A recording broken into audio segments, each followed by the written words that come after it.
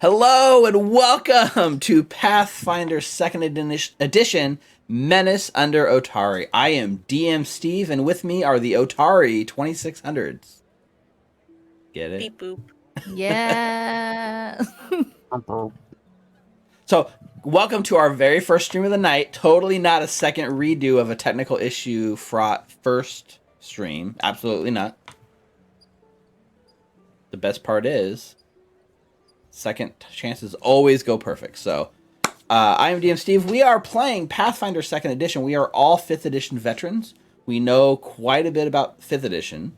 Collectively, we figured out thousands of hours this year alone in Roll20.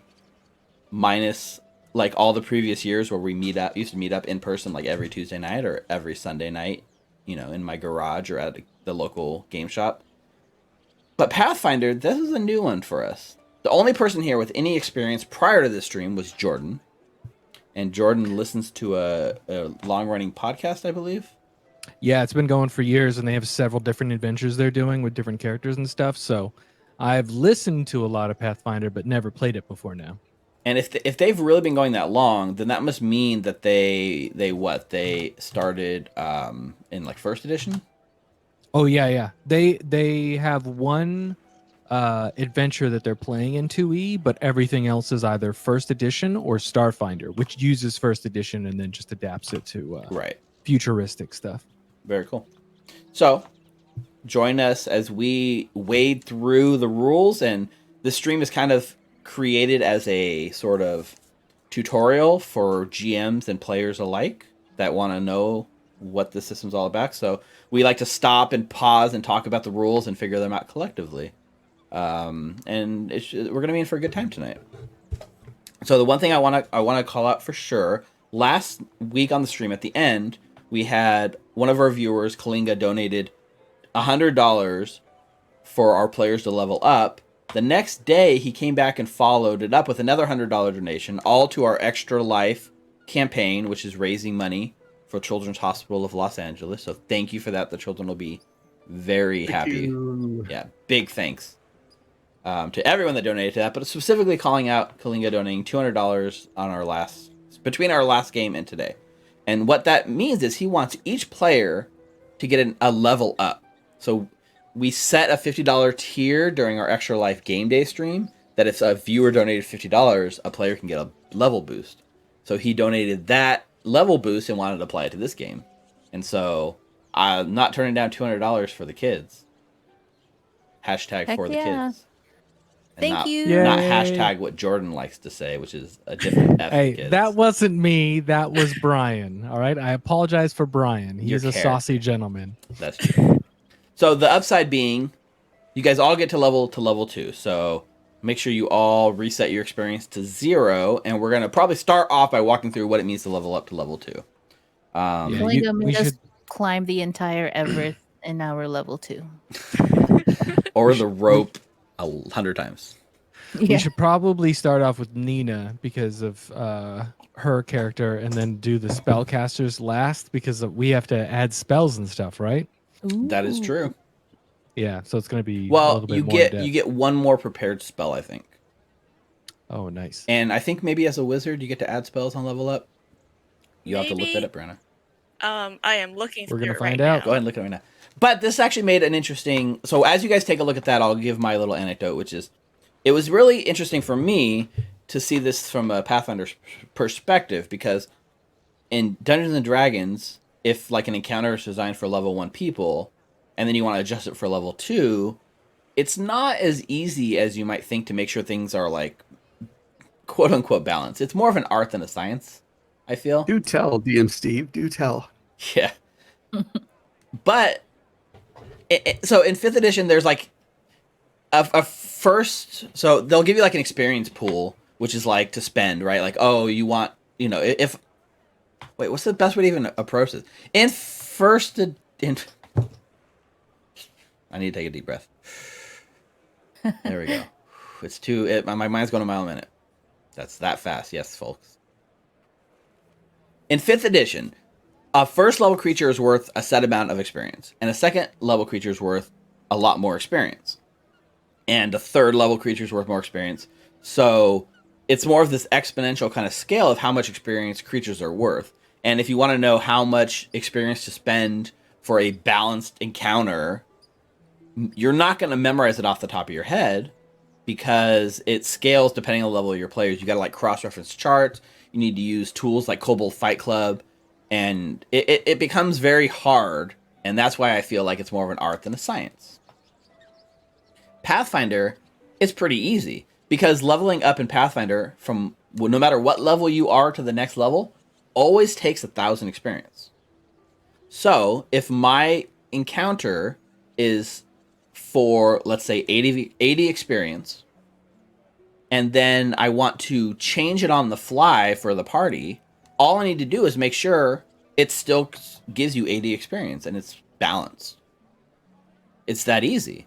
So because experience awarded by a creature is relative, so a level 1 creature awards experience depending on the player level. So if you're level 1 and you beat a level 1 creature, that creature's worth 40 experience.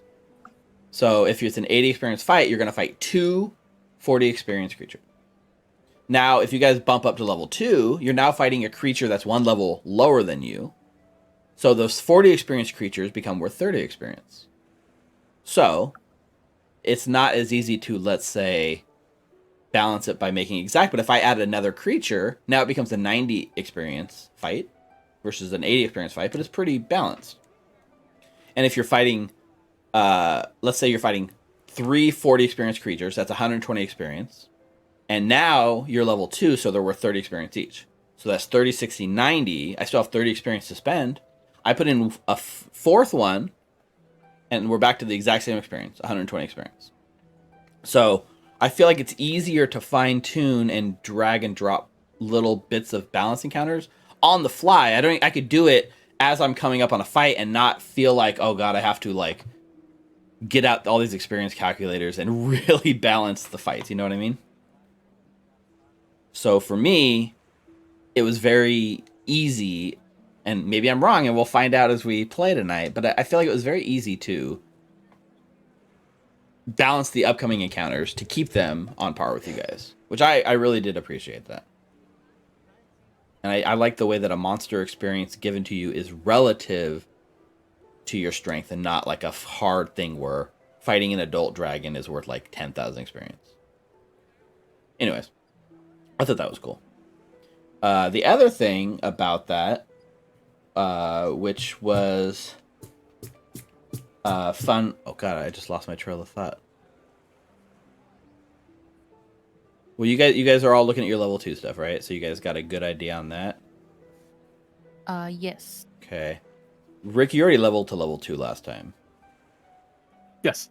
so you're set. The rest of you guys still got to do it. Oh, what was my follow-up point? I had a follow-up point to this that was really interesting. Oh, I know what it was. It wasn't quite related to this, but it was related to the end of last session.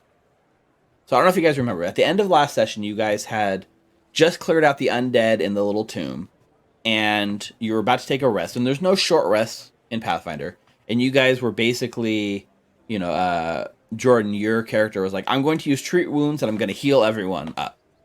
And I'm like, okay, well, you have bandage, you have the healer's kit, that's fine. Is there like a number of charges on your healer's kit? And you're like, no.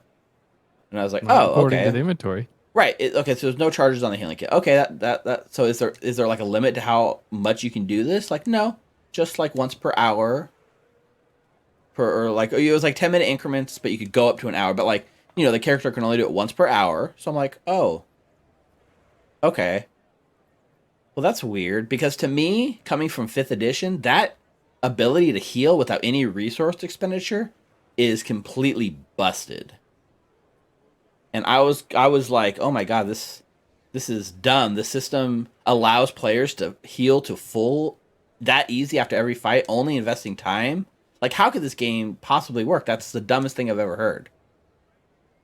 But my mistake was thinking of this from a 5th edition perspective and not a Pathfinder perspective.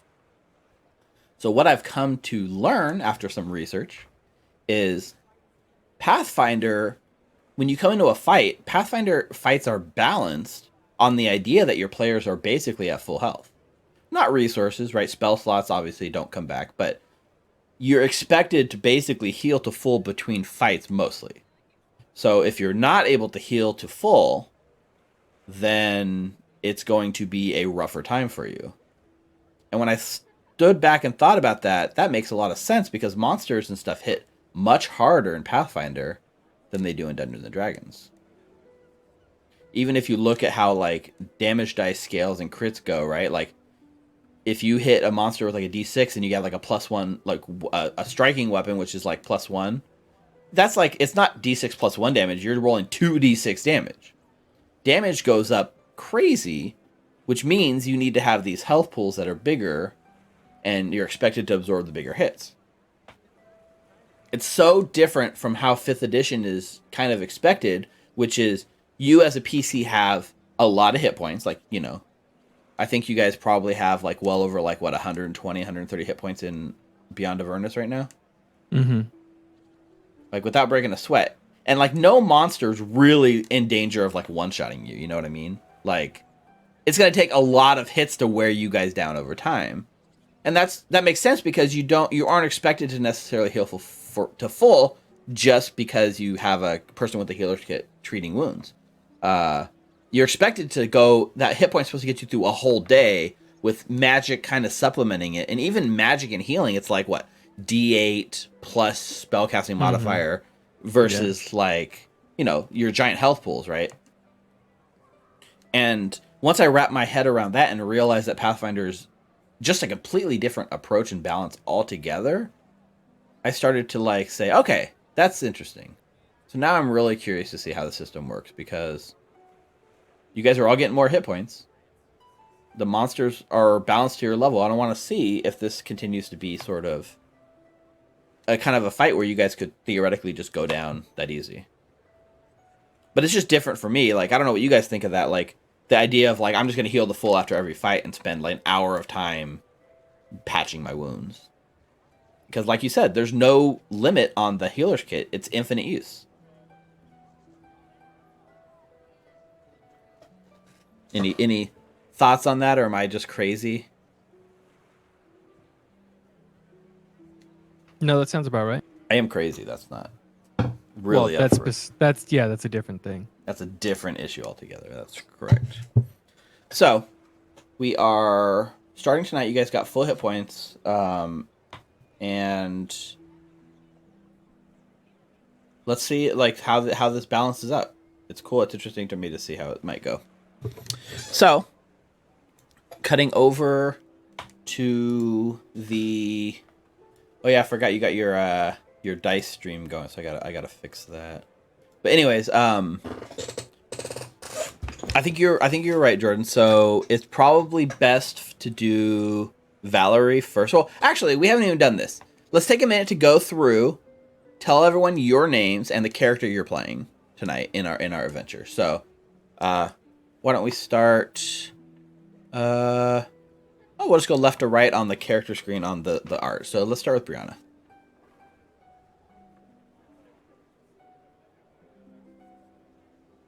Oh no, you're muted, Brianna, if you're talking. Sorry about that. Have you been talking all night and just been muted? No. Okay. This is just now. I just muted myself because I was sneezing uncontrollably. Okay, well, thank you for muting. Hi, I'm Brianna.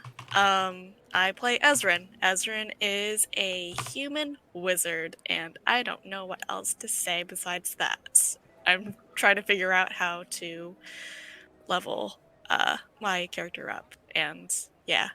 Okay. Yep. All right, up next, let's do Jordan. Hello, I am a human warden, cleric of Sarenrae, and yeah, I'm here to disrupt undead and heal my allies and eat fish. Heal him to full after every fight. Yep. Because you're an expert in medicine, though. Yep. I even got something at second level that makes me even better at medicine. Oh wow, I'm excited to hear what it is.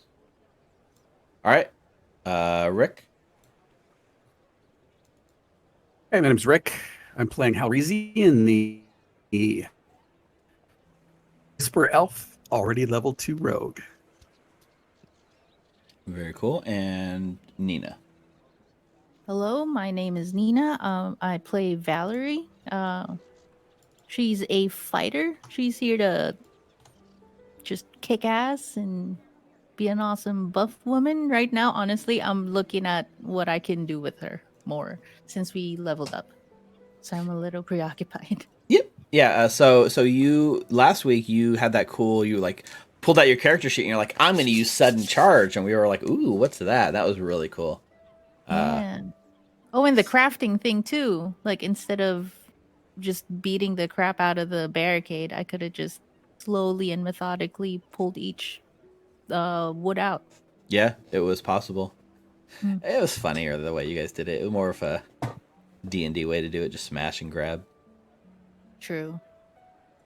Very cool. So, let's first take. So Rick's already done. So let's look at the other marshal, which is Valerie. So, oops, sorry, I didn't mean to change your character sheet. So, in your like thing, in your, I guess in the handout for fighter, is that where it is?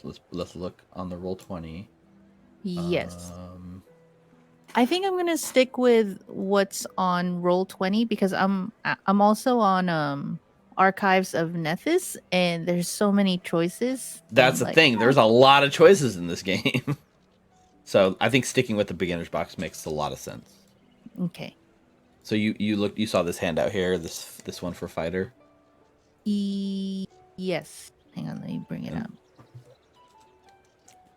Yeah. So, you get to add 10 plus your con mod to hit points. Have you already added that?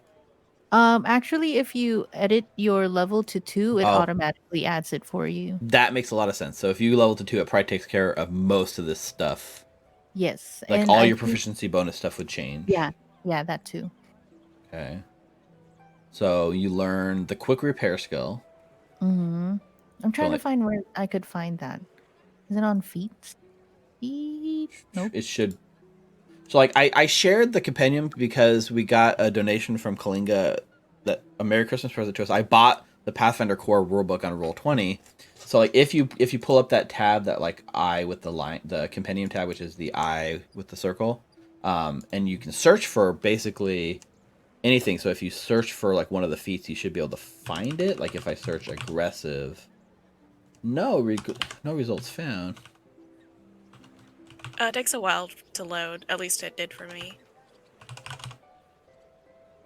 Okay. Oh, I just don't know how to spell aggressive. That's why. There's 2 S's in aggressive. Don't tell my wife, she's an English teacher. She won't watch I this. guess for the skill feat, the quick repair, I have to put that in manually. Quick. Oh, never mind. Yeah, quick. So when I went to the compendium and searched it, I do see quick repair shows up. But maybe the compendium's not sharing with you guys fully.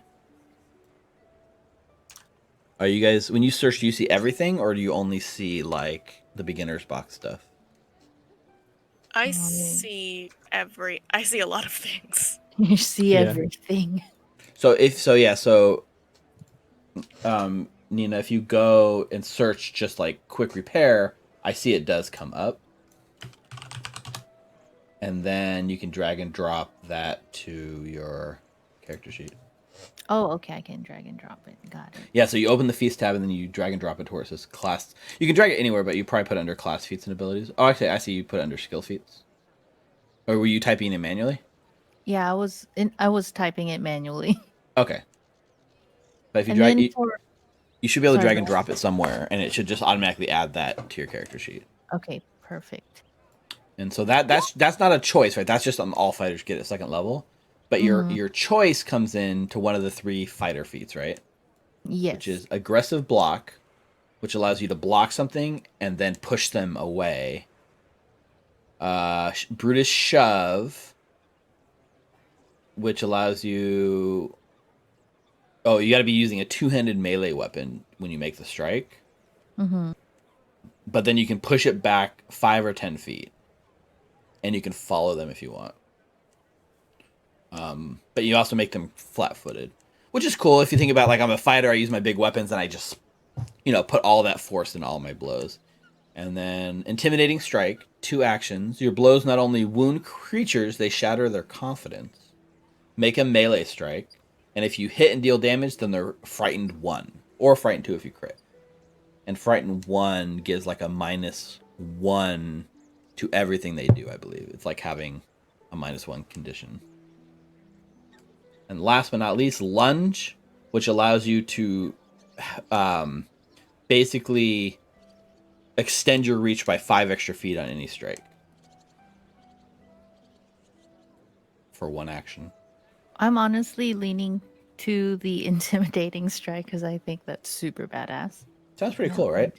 Yeah. Fear me. Right? Yeah. All right, that sounds cool. So you should be able to search up that and drag and drop it to your feats area. Okie dokie. Yeah. Did you find the quick repair one too? I saw the quick repair. I'm trying to drag it into my character sheet. Like I can't. I cannot. Yeah, I don't know how to do that either. Interesting. So Yeah. I was dragging over a feat, and what I had to do was go to the feats tab and then drag it over to the box that it was relevant to. Right. So yeah, Okay. I don't know if that would help. So I searched up intimidating strike and I see it here. Is it called intimidating strike? Yeah. And then I'm going to drag and drop it to your class feats and ability. So now it should show up for you, Nina. Okay, yeah, it worked for me. Okay. And then if you go to like the character, it should automatically add that action for you. Yeah, I see it on your actions down here, intimidating strike. Awesome. Thank Very cool. you. And it looks like that's your choice. That's you get 1 choice at level 2. Yes. I don't know. Like I know there's certain levels where, as an ancestry, you would get to say, "Oh, because I'm a human, I get X, Y, Z." But that's beyond the scope of the beginner's box, at least. Okay. I do find it interesting that like they like the fighter itself has these concepts of battle maneuvers that is like a battle master thing in 5th edition. If you want these cool things, you got to become a battle master. Otherwise, you just hit things, But here it's like now I get to just take intimidating strike and yell at people as I strike. It's cool. All right. I'm having a problem because when I try and just grab it when I search it, so it'll say underclasses, cleric, BB, battle medicine. When I try to just click on it and pull it over, it just starts highlighting stuff. And I don't know if that's because I'm on Firefox or what. I dragged it over from the sidebar. Yeah. So you're saying when you click on the sidebar, it's like highlighting stuff? Yes. So when I click on cleric, BB, battle medicine, I hold the left click down. I just start highlighting the words. And I have when that I let go, it just opens it. I had that happening too for a while, and I don't remember what I did to fix it. Let's see. I mean, for now, at least I can drag and drop it for you. Could be Firefox. You think it's a Firefox? I'm also Yeah, on I think it's Firefox and not having that issue. Nice. So it might just be you. I'm sorry. I had the same thing happening to me, and I fixed it, but I don't remember what I did to fix it. I think what it is, I think certain things are drag and droppable, and certain things are not. So let's just review real quick. I see what the problem is. When I search battle medicine, the cleric one from the battle box is different than the feat from the book. Because when I click battle medicine, it not only has the feat, it has also my choices for other stuff, like my other choices for my second level 3 feats that I can choose. Yeah. Because battle medicine is something I get automatically, and the other things are choices, and all of that is bundled together into one thing. Yeah, I see under battle classes, medicine right? It says cleric, BB, battle medicine. Yep. And it says BB because that's the beginner's box. So the beginner's box content might not be drag and droppable. Well, here's the problem: the battle medicine that's from your core rulebook is different than the one in the battle box. Let's see. That's a good observation. No, I looked at them; they're different. Well, the one in the battle box is wrong. First of all, because it's a reaction instead of an action. Okay, so I should use the one that's Yeah, from so the that's core rulebook? unfortunately a misprint in the battle box, or a change that they made from the time the thing went live. Because the one in the battle box, it says as like you heal someone as a reaction, but like I'm like 99% sure everyone online was talking about how that was just a like misprint, right? A Because misprint. it's Okay. it's supposed to be in line with the core rules. So was that the difference you were seeing? Well, also like I'll look up the cleric feats and see if they show up differently.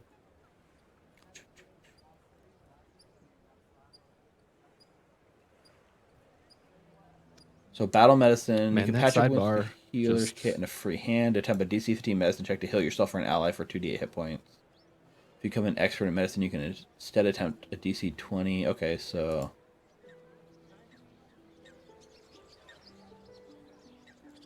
I feel like it's almost the same, other than the fact that it was a reaction in the beginner's box. It also, like, I feel yeah, like that's it got to looks be a right. misprint because using that as a reaction just sounds wrong, you know? Yep. So, you get battle medicine just straight off. That's not even a choice, right? That's just what you get at level 2. Yep. Okay. So, you have 3 feat choices that I can see in the beginner's box, which is cantrip expansion, Yep. which just allows you to prepare 7 cantrips instead of 5. Healing hands, Mm-hmm. which ups your D8's heals to D10s. And then turn undead, which says if you heal an undead, then it like runs away from you. Mm-hmm. Interesting. So that's how you get turn undead in Pathfinder, is by taking a feat and not like a channel divinity like Dungeons and Dragons would have. Okay. Yep. I chose healing hands. Okay. That's a solid choice. D8s bump up to D10s for all your heals. And then you Uh, also got more spells, right? You get a third first level spell, so you get to add another first level spell to your. Yes, sir. Very cool. so spells, they're not tied to any specific class, right? Or at least that's how I'm reading it. I don't know. That's a good question, because in 5th edition, they definitely are, right? You have certain spells for certain classes. So, let's see. Let's see what the wizard says.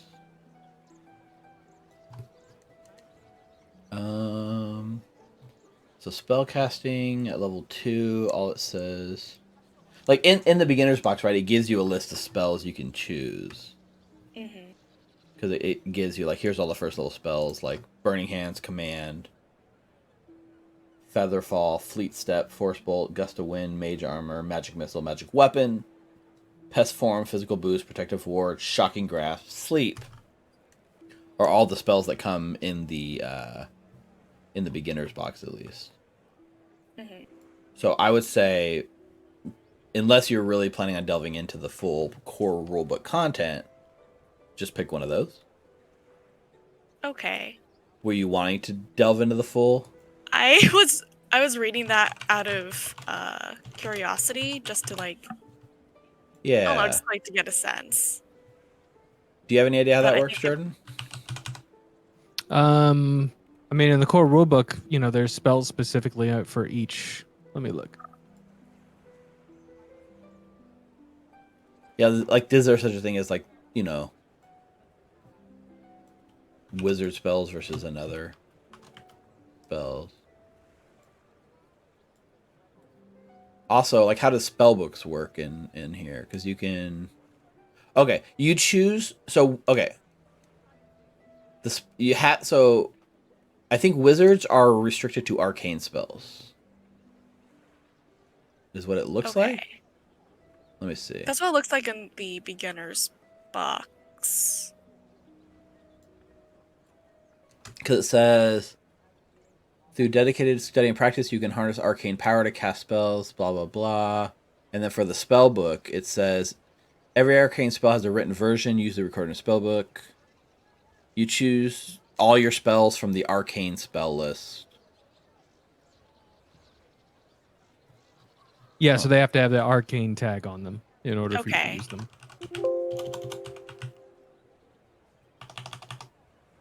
So they don't have something that so in like 5th edition, like a sorcerer and a wizard has different spell lists, even though they're both like arcane casters. But in here, it just feels like you have access to all arcane spells. Yeah, but see, like different spells will have different things in them. Like if you look at clairvoyance, it has tradition, arcane, and occult. So if you had a class that had occult spells, you could also choose this because it has the same tradition. So yeah, So, that makes sense. Yeah, they sit on multiple traditions. Like command is arcane, divine, and occult. So I can cast command because it's a divine spell as well. Perfect. So Dalvin is in our chat, and they're saying, I don't know, he, she, they, but they're saying spells are divided into traditions: arcane, divine, occult, and primal. And most spellcasters have access to only one tradition, and for wizards, that is arcane. So you can take any first level arcane spell that you find that you like. Brianna. All right. Good to know. Thank you to who Thanks, was that again? Dalvin. Yeah. Thank you, Delvin. Thank you, Delvin. So when you level up, does it say how many spells you get to add to your? I know you can get one more spell slot to prepare spells, but does it say how many spells you learn on leveling up? Yeah, it says add any 2 first level wizard spells to your spellbook. Mm-hmm. So But you get to take... am I dealing with a spellbook in the beginner's box? Yes. That's the real question. Yeah, you still have a spellbook. Okay. Well, am I dealing with like spells that I know, or is it just? I think it's just detailed out for me in this little thing. Yeah, so you have a bunch of spells that you know, right? Mm-hmm. So I'm going to mess with your sheet real quick and look at the spells. So these are all the spells. Like, you have more spells you know in your spellbook, even though they're not prepared right now. Yeah. So this is your current spellbook that we're looking at. And Got so it. you can just add 2 more spells to your spellbook and then choose what spells you're going to prepare. So we're not really taking a long rest. We're doing this level up without a long rest, which is always a little weird. So just pick one of these new spells and prepare one of them into your new spell slot, right? Okay. So you do get a spell, right? That's a given, but you probably have another choice, right? So quick identification. It says, so now, remember when you did the little, you found the little bowl of water and you tried to understand the magic behind it? It took 10 minutes of time. Yeah. Quick identification says it only takes you a minute to do that stuff now. Mm-hmm. Level So 2 box in the class section of my character sheet. Yeah, so you should be able to search that up in Roll20 and drag and drop that. 2. Quick identification. Yeah. So, yeah, so like the one that you could, the beginner's box one is not drag and droppable, but the full content of Roll21 is drag and droppable to your character sheet. Under feats? Yeah, I just searched quick ident and it came up. It's under feats though, yeah. Okay. When I search spells, I just put in the spell I was looking for, bless, and it showed up under spells, and then I'm just going to throw it in under spells. That work? Yeah, I think like clerics, right? You guys are still like 5th edition where you have access to every spell in the spellbook, and you just prepare any ones you want, right? Mm-hmm. Yeah. Yeah. So you don't have a spellbook per se, but you have a bigger collection of spells to use. The upside being here, for wizards, I believe they can with a 10-minute study they can switch the spell they have prepared in the spell slot. But is that a feat thing or is that like a base wizard thing? I don't remember. No, spell substitution, right? You can swap what spells you have prepared by studying your spellbook. You spend 10 minutes to exchange one prepared spell that you have not yet cast for another spell of the same level. Mm-hmm. So that's in this. It's the beginner's box. It's listing it as a base wizard ability. I think that's the level 1 feat that it chose for you, though. Yeah. Okay. Because beginner box takes away some of that. No, because wizards don't have a level 1 feat. That was a misprint in my version of the core rulebook. Another misprint. Yeah. But you do have that spell. And then I think I put it in the wrong section. Oops. And so besides the spell, besides that, you do have a feat choice, right? Did you see those? Mm-hmm. I was looking. Cantrip expansion allows you to prepare Yeah, two that's more. the one I chose. Just 2 more cantrips. Mm-hmm. Awesome. And then the other options are just reach spell, which allows you to like increase a reach of a spell by 30 feet. Mm-hmm. And you can also spend a feat to get the aura for your school, which your school is evocation, correct? I think so. And so anytime you cast an evocation spell, it just does 1 extra damage. Mm-hmm. But you're going with the extra cantrip. Yes. Very I'm cool. basic. So And then did I you- have one more question about Hit me. the skill feats, because I think I get one of them. So, okay, I'm looking at the the core rulebook, and then there's like levels associated with certain ones. Can I pick one that's like below my current level, or You're talking about for the feats? yeah, for general Yes. feats? So when Okay. so general feats, Mm-hmm. interesting. I don't know. Guess so. Yeah. But Anyone in chat? I don't think beginner box has a concept of general feats, does it?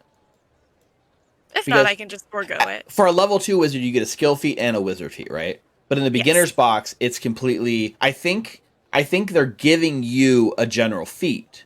So when it The gave general you feat was that. right, Dalvin's saying quick identification is the feat it chose for you. Is the general feat it chose for you. Or skill feat, yeah. Okay. So Got in it. if we were playing the full game, you wouldn't get that automatically. That would be a choice. So the beginner's box is scaling back the choices that we have, and it's still overwhelming us. Got it. That makes sense? Now I get it. Got it. So the beginner's box is just streamlining this a bit. So I think everyone got a general feat. Yours was quick identification. I believe battle I just medicine didn't was the one that you got, Jordan. Yes, sir. The quick repair would have been the one that Valerie got. And then what did you get, Rick, for Hal? What was your general feat, do you think? Mobility. Well, I took mobility, right? But then I have trap spotter. Trap Spotter is probably the one you got. That was your general feat. Yep. Got it. Okay. So now wait. Yeah, Trap Spotter. Was that a level 2 thing you got? Or was that something? I think that was the other thing that's interesting is you always are looking for traps or no? Yes? No? Was that something your character sheet had? It might have already had it. +1 perception, find traps, AC, savings traps, +1 circumstance bonus, perception. Got it. Even if you aren't searching, GM rolls the check to see. So if you're you just find any always traps. searching for traps. That's your thing. Yeah, you don't Yeah, even need to I use am. an action for that. Right. That's so amazing. we got to remember that from now on. Like even when you are not using your downtime, your exploration action to search for traps, you are actively doing it. But like I said, you probably shouldn't be in the back of the group if that's the case. So yeah, you got. Oh, so your general feat was Quiet Allies, which is you're skilled at helping the group move quietly. So if the whole group tries to sneak, you only got to roll once for whoever's worst at it in the group, and then that's the result we go with. Where would I find that? It's not in the general feats. Let me see. I see it under feats. Like if I search Quiet Ally ALL and just leave it, I see it under feats. It says Quiet Allies. Oh, I'm sorry. I was looking on my character sheet. Oh, okay, yeah. Maybe we didn't add it to your character sheet. Well, since it's there, why can you add it to my character You want me to sheet? drag and drop it Or for do you? you want me to do it? No, I can Yeah. do it. I can do it if you want, but if you want the experience of how to do it. So I have it open Nope. here. I have Quiet Allies, and I'm going to add that to skill feats because... Oh, let me just fix it. Because... Oh, this is probably a general feat. No, this is a skill feat. Because at level 2 you get skill feats, yeah. So I'm going to drag it and put it under your skill feats. There you go. I see it. Perfect. So, all this to say, welcome to level 2, adventurers.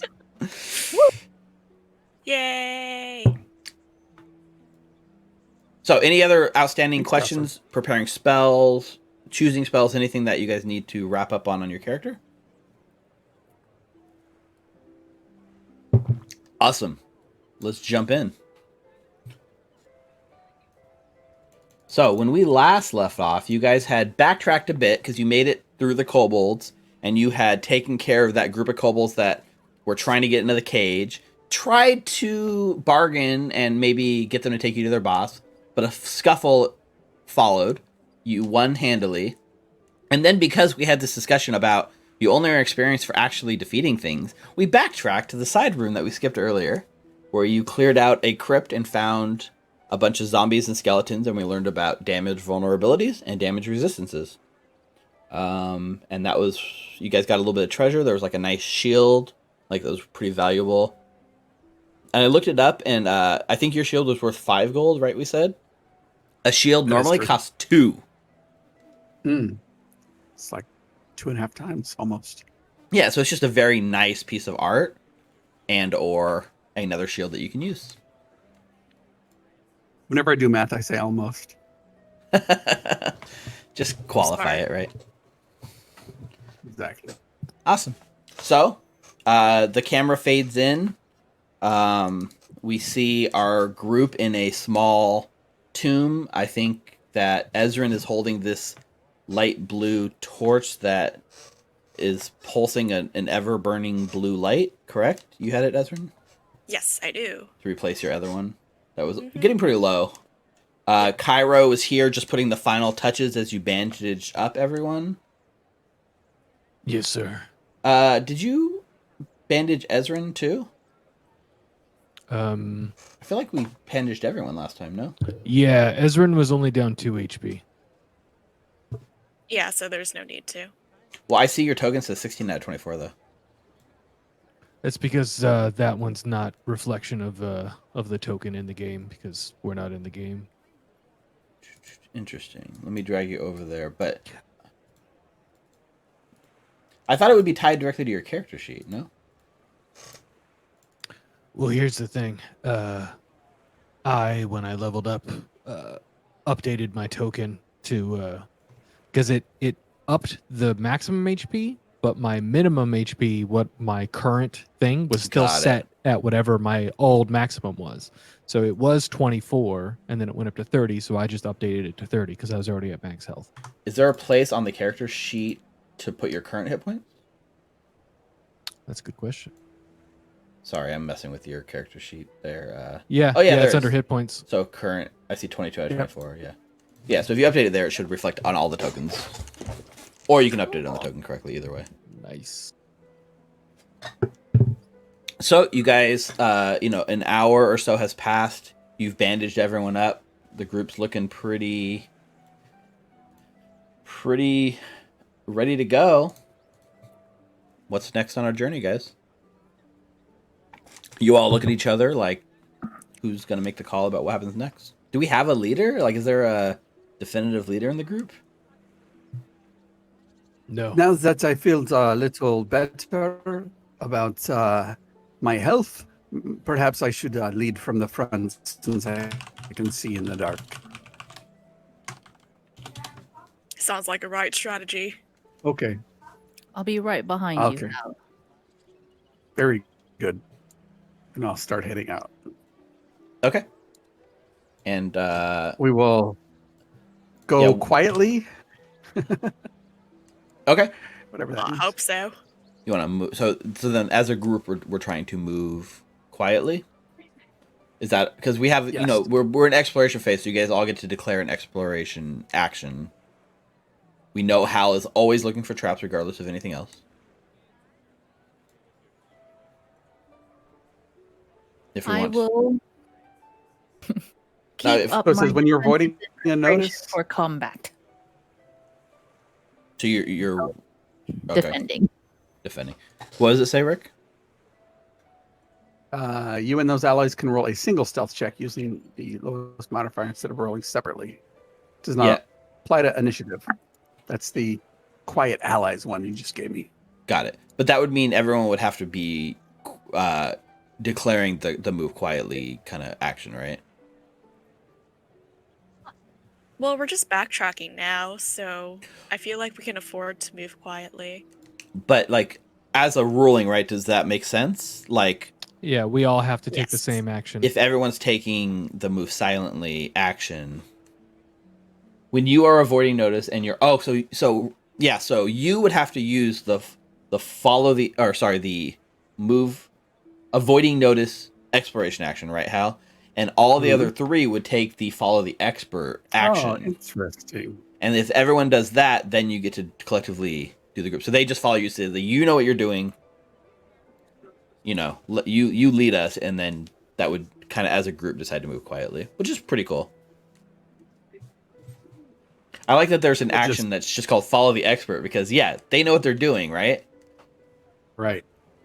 Yeah, you guys are free to move your tokens up, at least to the Kobold room. It's not going to be an issue. You guys already made it to where the traps fell on your head, so this all like goes through uneventfully. Like we come through the narrow passageway. We have the cliff up high with the door that leads to the nice chamber with the bowl of water, or not really a nice chamber. It's a very old, murky, slimy chamber with a very nice bowl of water. And back to the cage where you guys looted it, and back to the hallway where Valerie stepped on the pressure plate and dropped rocks on everyone's head.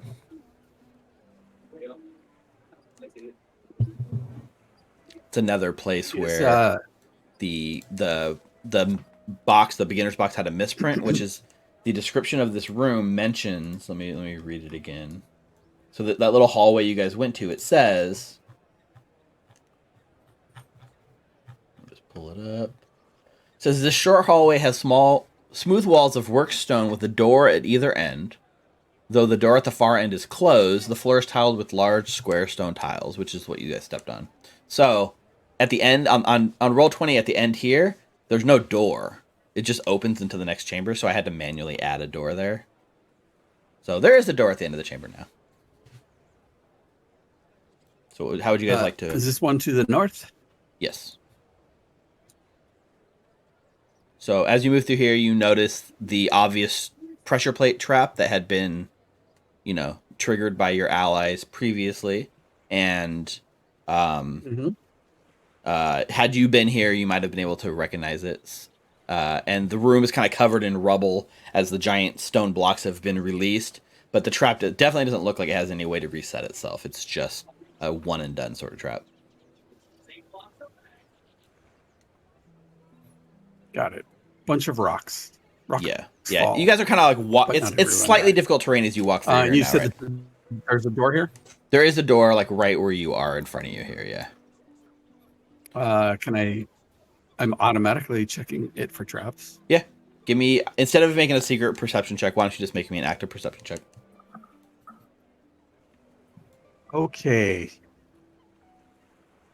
I gotta do it now. Perception, perceive, 22. Nice. Very nice. You give the door like a nice, good once over, making sure there's not any sort of traps. Doesn't appear to be trapped. Is it locked? Step back anyway. It is not locked either. Okay. I will try to quietly turn the handle or whatever it is to push it or pull it. Yeah. Doesn't actually say, so I'm going to say there's like a little like pull handle that allows you to kind of like slide it in. And it slides open pretty easily. The door to this chamber... let me update the music. I haven't updated our music. We're still on introduction music. I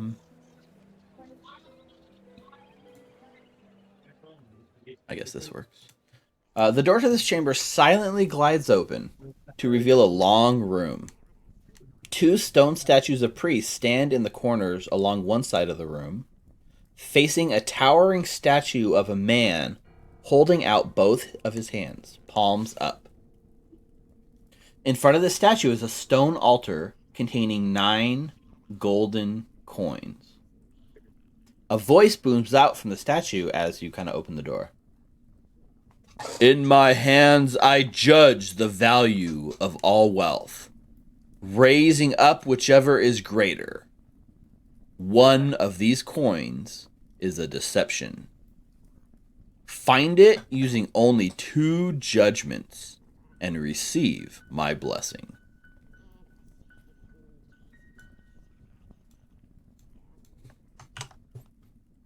I'd like to move into the room. Yeah, you can go ahead and move into the room. You're kind of like up. Give me your perception check as you're like looking for traps or anything like that. I guess we could roll with the 22 as well.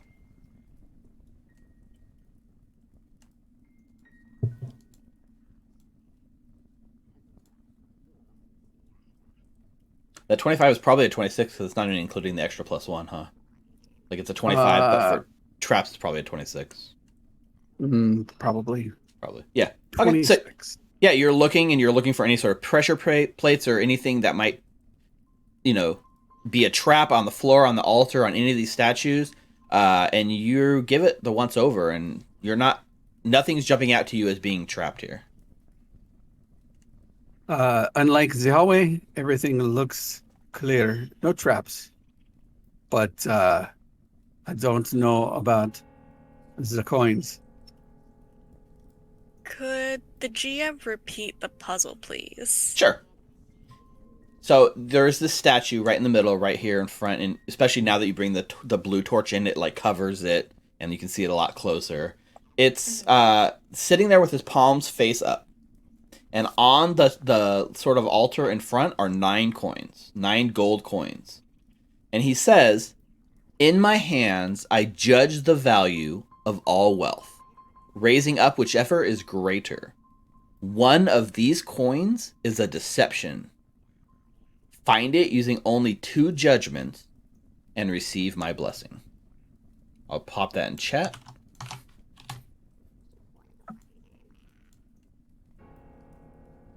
How many coins are there? 9? There's 9.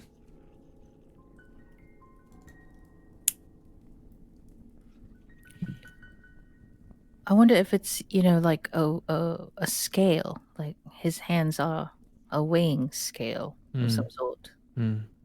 Most likely.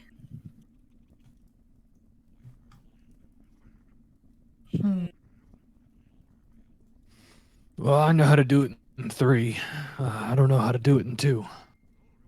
Perhaps he means just the ones he's already holding. He's not holding. There's no coins in his hands. There's just 9 coins kind of scattered on the altar in front of him.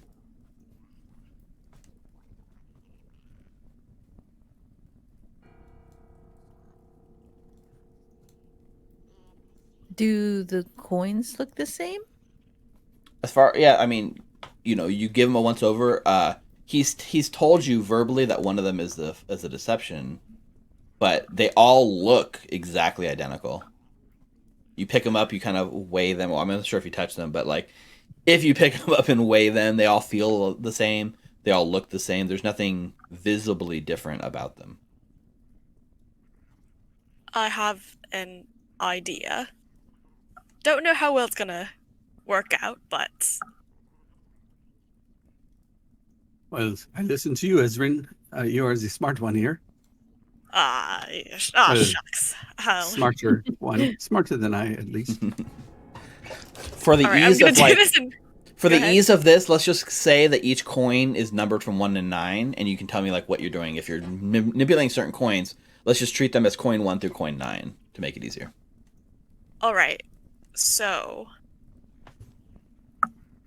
never mind. My plan's not going to work. I was just only 2 judgments and receive my blessing. Okay.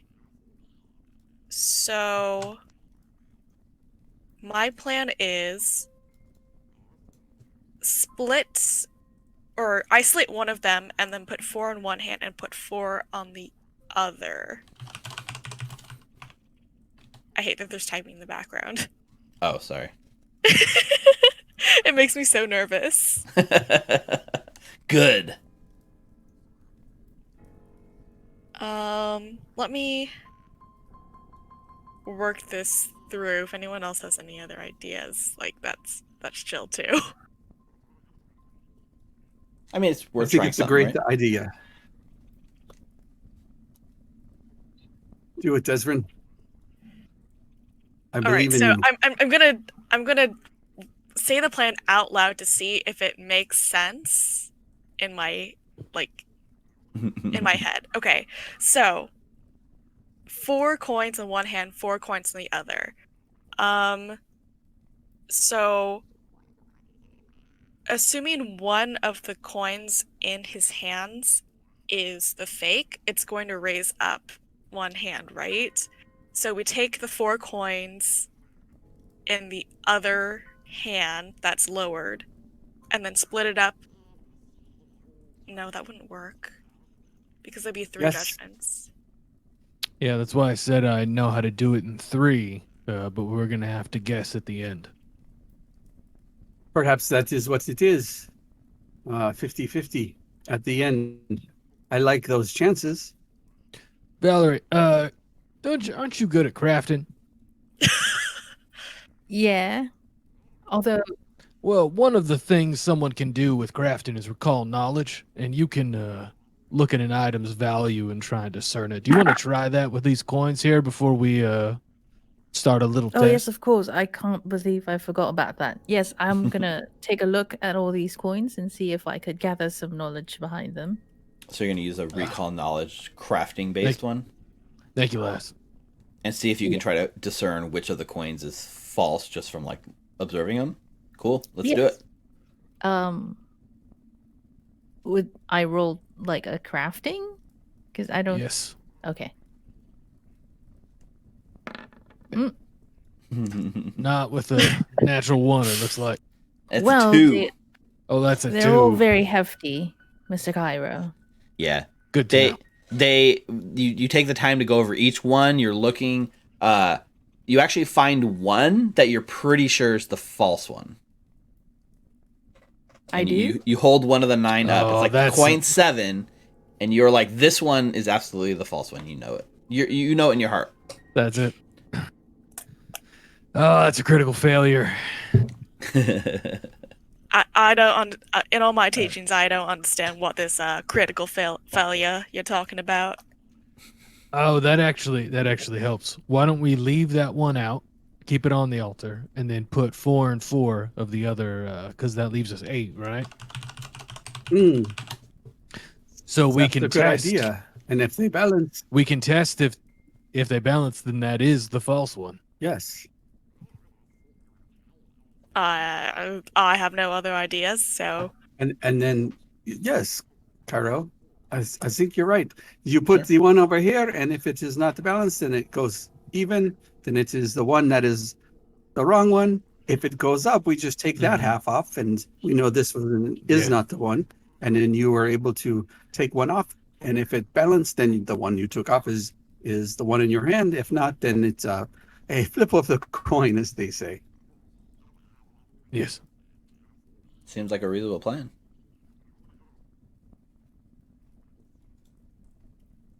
All right. So we set that one on the altar. We take, which one is that? 1 through 9. 7 was the one that she's pretty sure is the false one. All right. We leave 7 on the altar. We put 1 through 4 in one hand, and 5 and 6 on the other, and 8 and 9 on the other. So there's 4 and 4. Okay. So you put the 1 through 4 in one hand, and then the other half on the other hand, and coin 7's being held out, and you look, and the coins, the hand that's holding coins 1 through 4 goes down, and the hand with the higher numbered ones goes up. All right. So what? So 7 is a normal coin. No, you are sure, Valerie. They are wrong. Oh, I spelled altar wrong. Wait. Well, I've got your to character is respectfully. sure that they're wrong, but like logic is proving you otherwise.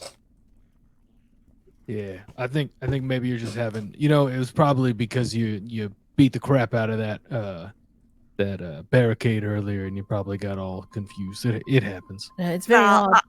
I'm gonna tell you something that I don't know why I'm suddenly southern.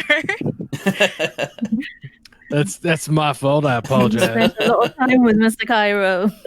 Everything goes south from here. Eh. I'm Okay.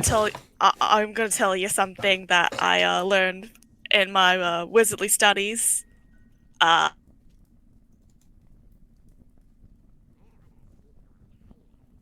And then there's just silence. And then silence. You tell. Did you? I'm I wondering think if she's really thinking hard about it. She dropped the mic.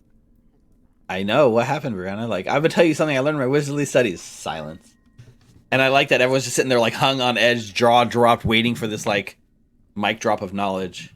She's having a beautiful mind moment. You there? Hmm? You said you were about to say something and then you just went silent. Yes. I can't Oh. tell if this Can is a anyone bit. hear me? We can now. I can hear you now. Okay, cool. I was But- about to say it'd be like that sometimes. The last thing we heard was like, in my wizardly knowledge, I learned something very important, and then it's been cut out since. And then nothing. Oh, I guess I cut out. I'm so sorry. It was just a it'd be like that sometimes joke. It Oh, was perfect. That's even better. Nice. Wow. Oh, Just like actually, this is a good wizardly point to remember. knowledge. Back up for a second. Everyone, you guys have a hero point. If you haven't What's added your that? hero Yep. point for the session, I add already your hero got that. point. Okay. Yep, I've got that on there. So Do I get now, another hero All point? right, so just the one. Yep. We did not get Paizo. we your started the your session goal with was to get Paizo to retweet us again. They didn't, and hence you do not. I cannot control what Paizo does. That's true. Even though I'm not sure what Paizo is, voice in the sky. So you, All right, you put so four should- coins. One hand went up, one Yeah. hand went down. So the hand that has 1 through 4, you said went down. went down, right? And the hand with the higher coins went up. Okay, so that means 1 through 4 has the because he raised the one with the higher value, right? Yes, that's what it says. Yeah. See, one with the All higher right, value so goes one- up, is what the old man said when Yep, I came so- in. So 1 through 4 has the deceptive coin. So do we just want to take 2 of those, put it in one hand, and then take 5, 6, 8, and 9, put them on the altar, and then we just judge 1 and 2 versus 3 through 4? Well, we only have one more judge left. One more. Right. Well, I don't know of another way to do that unless we just guess now and put 1 and 2 on there or 3 and 4 on there. So We're gonna have to guess at some point. we just take the one that went up, and those are set off to the side, right? And then we Yes, take the, because take the others, and we say put them in the hands, split them equally, and then we take the Mhm. one that goes down, and we split them in half, and we say this one or this one. Yep. Okay. I don't know of another way unless someone else does. this seems Sounds like a a plan. bad idea. Okay. Yeah. Valerie, I'm sorry, but number 7 is not it. I know you keep pointing at it, but You want to prove them wrong, Valley. Throw it on the scale and prove them wrong. No, No, Valerie, please. no, my pride. I am willing to let go of my pride because I do not work with a lot of coins in the farm.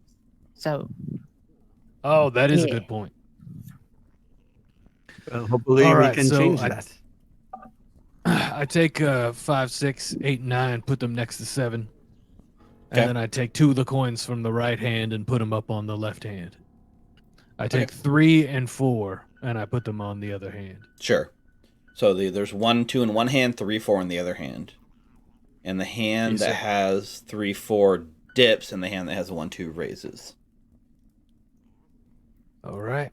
So I take 1 and 2, I put them with all the others. And I take 3 and 4 and I put them on the altar. And I say, so which one? Which one do you think, Al? we used our last judgment, yeah. So we can't use the scale anymore. That is correct. Yeah. Nope. Yeah.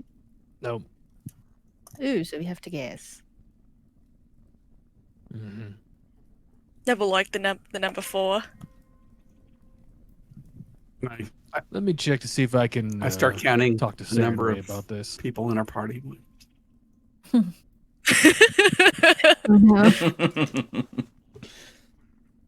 Brutal.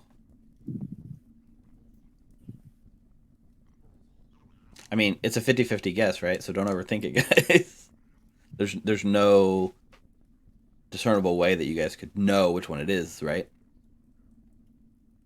So, 50-50 shot. Which one are we declaring is fake, 3 or 4? Mm, um, Do I have lore? Does anybody have lore? I don't think that's a thing. It's Yeah, I've got lore. I've got lore scribed actually. I'm sorry, Valerie.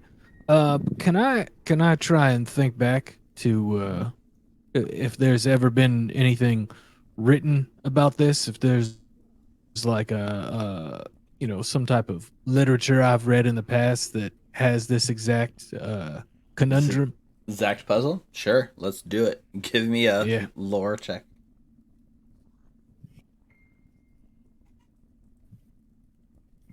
That's a 9. Unfortunately, not something you've read in your studies. I'm sorry. All right, y'all. I think we need to flip a coin, literally. So Which one? three is heads and 4 is tails, and I pick up one of the other coins. And I've got a coin in person here, sitting on my desk. Would you all like me to flip it? Do it. Flip the coin. Decide our fate. All right, so I'm gonna Flip it. I'm gonna put it in camera. Okay. So that's tails, It's a big coin. and that's heads. Okay. So 3 is heads, 4 is tails, right? Mm-hmm.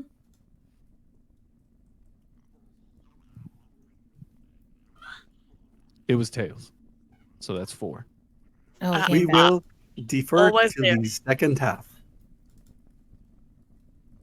So you're declaring 4 as the false one? Mm-hmm. Okay. I think so. So you take the coin, you hold it up to the statue, and you basically say, "This one is the false one," and you clench and grit for the fallout of guessing wrong. However, as you declare this, the voice says, "You have chosen wisely." And Ooh. yeah, as you do that, so let's see what happens exactly when you win here. So In a level? Just kidding. not a level, but Welcome to level Just 3, kidding. everybody. up here on this wall, the coins all disappear, and up here on this wall, this door just slides open. So I will move that door out of the way and opens into a smaller sort of side chamber. Always knew the number 4 was cursed. so- Thank you, statue judgment thing. The 4 is just leading Also, us. you all get 80 experience for beating the puzzle, Woo! Ooh, Nice. even through You said- 50-50 luck. Just guessing. Said 480 or just 80? Just 80. Okay. Listen to this guy. Mhm. Yeah. How was it? half Right, your we were level. at 0 XP after leveling up, right? Yeah, you start at 0 and then just go to So, as you kind of bring the light over to this little chamber, right? It says the small chamber contains an old wooden chest emblazoned with the symbol of a key. Behind the chest is a massive contraption of gears and pulleys that looks like the inner workings of some unseen device. Ezrin, this may be you as well. And I visually looking for traps in the room. I guess actually, all when you finish the puzzle, all of the 8 real gold coins clatter to the altar and stick around for you guys to take as your reward as well. I hand out 2 to each party member. Good job, Yeah. everybody. We 2 figured gold it out. each. Only the fake one disappears. And so yeah, Money. there's Thank you. Yep. So there's this door north of you here, right? And then there's this small chamber that you guys have now opened by solving the puzzle. What am I looking at? You might want to I'll, move up so we can see into the room because you got the light. You're going to have to move up. There you go. Yep. So there's this wooden chest kind of thing and there appears to be this weird sort of contraption of gears and mechanisms. The other thing too, yeah. So why don't you guys give me, everyone give me like active perception check as you guys are searching this room.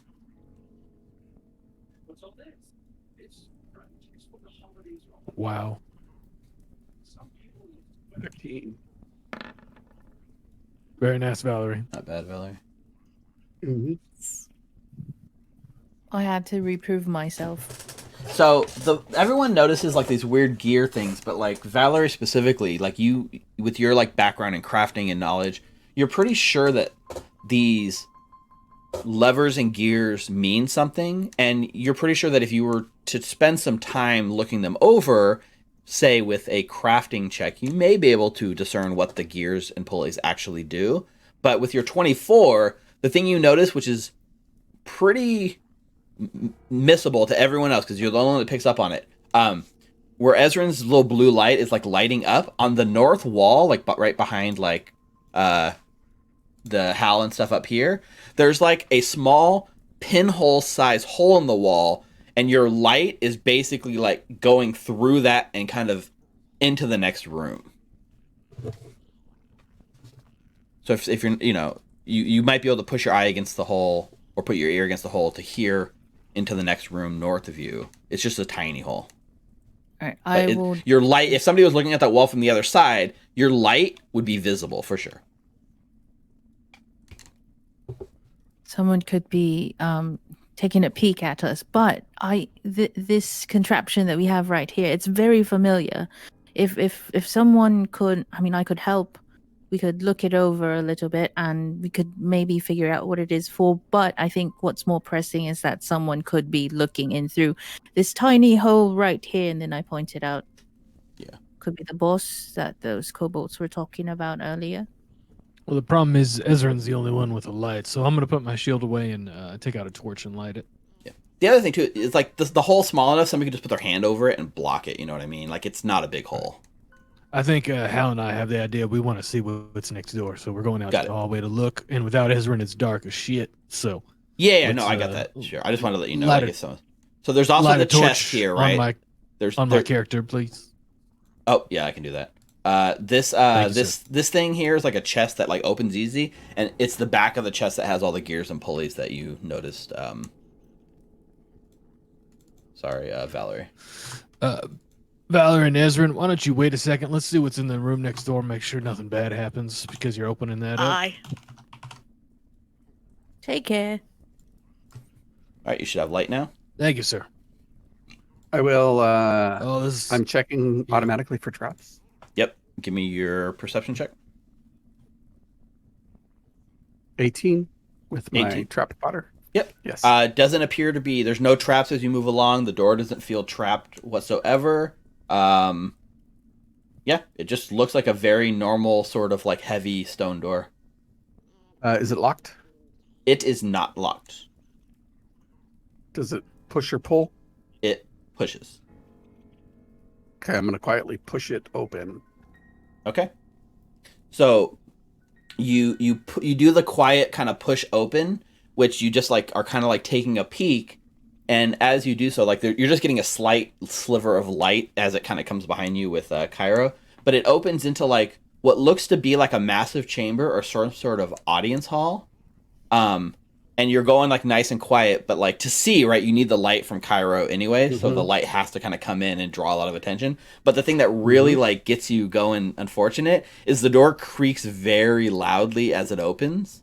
So it's like you're going quiet, it goes creak, drawing a lot of noise. Even in the other room, like Ezran and Val, you guys are like, uh-oh, like that's definitely like a bad sign. And there's a bunch of like little squeaky like voices that kind of call out in the next room and says, "Oh, who's there?" And I need everyone to roll initiative for me. Nice. Yeah, this door is specifically called out as being super squeaky and alerts anyone when you open the room. Cairo would like to take a free action, please.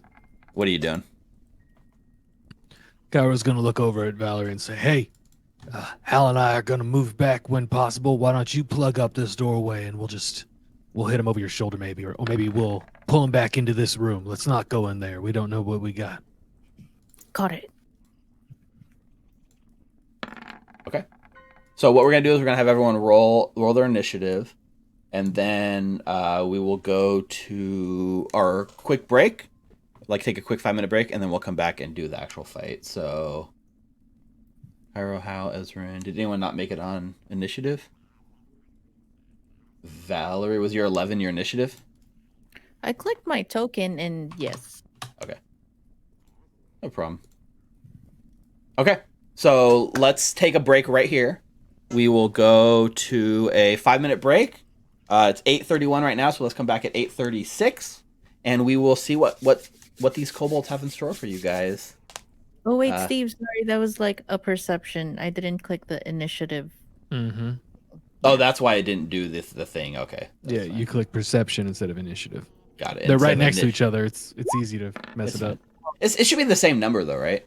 Like a perception for your initiative is the same as a perception be. for the thing. Yeah, it should be. Yeah. So I'm just gonna go with that first 11 that you had, since it's the same. Okay. I'll see you guys right back here in just a minute. We'll be right back. Don't go anywhere.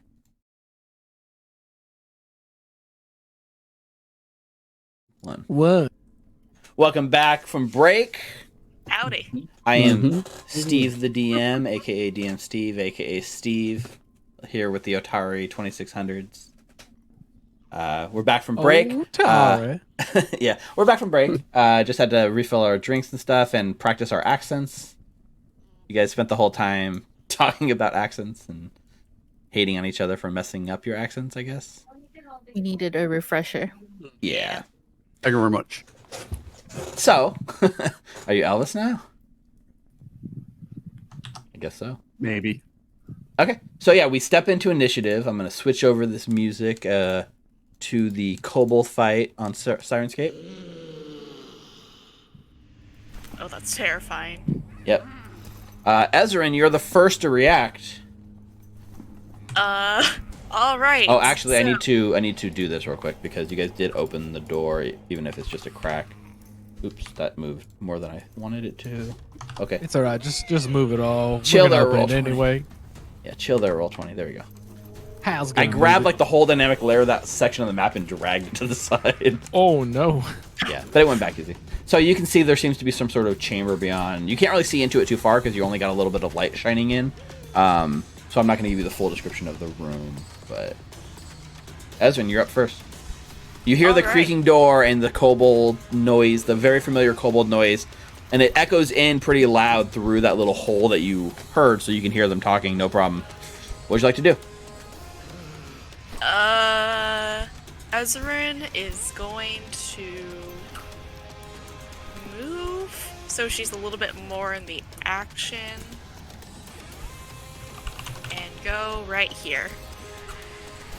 And Okay. then I'm sure we asked this before, but like, is there any sort of like difficult terrain for moving through allies? Yes, sir. So believe moving through yes, allies just counts as there's difficult like- terrain? That's in That the should be rule right somewhere? I'll pull it I up. don't know. I think that's what it was. And then you can tumble through an enemy, which is also difficult terrain. Yeah, tumbling through an enemy did take like the special like tumble action.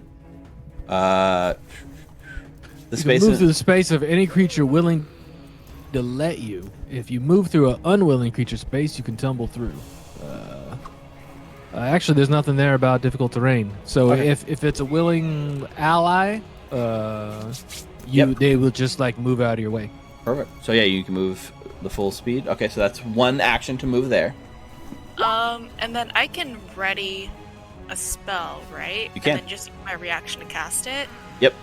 So the part of the research I did is like how readying action works. So anytime you ready an action, it takes 2 actions, and then you Okay. ready that action, and it uses your reaction. So I will ready a spell if that works. Yep. What All right, spell? so I'm going to ready. I'm gonna ready Acid Splash. Gonna try something new. Is that a cantrip? Mm-hmm. Okay. You also need to designate the trigger. Yeah, what's the trigger? Seeing an enemy pop up in my line of Oh, sight. that's a natural one. I was just gonna. You probably shouldn't have hit the button. I was just trying to show the spell. Yeah, I won't count that as against your roll. Lucky for you. Okay. Okay, so you're holding your astral plate. Yeah. If an enemy comes in, you're gonna release it. Okay. Yes. Perfect. Halrusian. I push open the door and it's like kark, kark, kark, kark, kark, kark, and I look over my shoulder at Cairo and I will say, Valerie, excuse me, sir, and I will move around the corner and So you're gonna use a stride. stride Okay. action, and then I would like to hide or sneak. I think it's Okay. hide. I think honestly, from where you were, right, because you were right in the door, and nothing had like sight on you. You're concealed from everything. You could just take the hide from where you were in the first square if you want. Mm-mm. You want to move back? Wants to get out of the way. Okay, so you move back one action, then you're gonna hide as the second action. Yes. Okay. Would So you like a stealth? just hold it, or I'm only gonna have you roll it if it needs to come into play. Twice? Okay, very good. Thanks. And then what about for your third action? Anything? I will hide a second time. Double hide. Double hide. Got it. Okay, perfect. Okay, so these you see here a person kind of steps this little kobold, and again they're kobolds, so they look like these guys you've seen before. So cute. Yep, steps out. Can you see him from there, Ezra? Maybe barely, but it's I Okay, could so- barely see him. yeah. So it steps out from the corner. So wait, so it has a movement of 25. So it moves 5, 10, 15, 20, 20. Like it uses movement to come around here towards the door. I guess at this point, you probably would need to give me that stealth check, Cairo, to see if he even sees you hiding there in the dim light. I was like, we'll only roll it if we need it, and then 30 seconds later, I'm like, yeah, we need it. But I think that's how they want you to do it. Like, you only roll stealth, like, if it comes into play. For me? Yeah, sorry, because he is in your line of Cairo. sight now, so he's coming to where you are hiding, and you were hidden from. You did have cover when you were originally hid, so let's go ahead and just see what that stealth entails. That would also, Okay. Ezrin, you would be able to blast him at this point. I am around the corner here? Oh yeah, I'm looking at Cairo. You're it's not even in place yet. Yeah, you're right. Okay. I don't know why I looked at Cairo and thought it was Hal. So instead of that natural one, let's see, Ezrin, you We look release the so acid like splash. we look so alike, me and this elf man. My hair's going to be that long after COVID is over. That's why I was saying, I was like, oh look, you're right here. You know, you could just hide from the square. And you're like, no, idiot. And I'm like, oh, it's because it's not your token. A 20, nice. That's 20. That Nice. hits. Nice. That is 4 acid damage.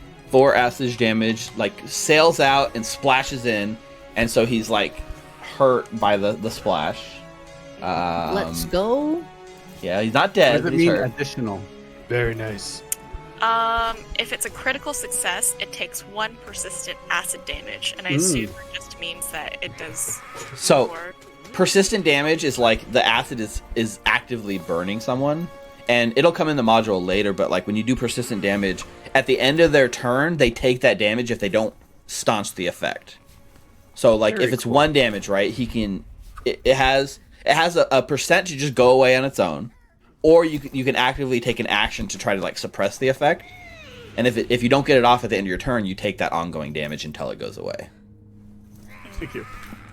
So it wasn't a crit, so he doesn't get the ongoing damage, correct? Yes. As long as if it's not a critical, then no. Perfect. It doesn't- So he just takes the 4. So that's his first action here. His second action is going to be to come up on to Cairo with the second stride. And then he's going to...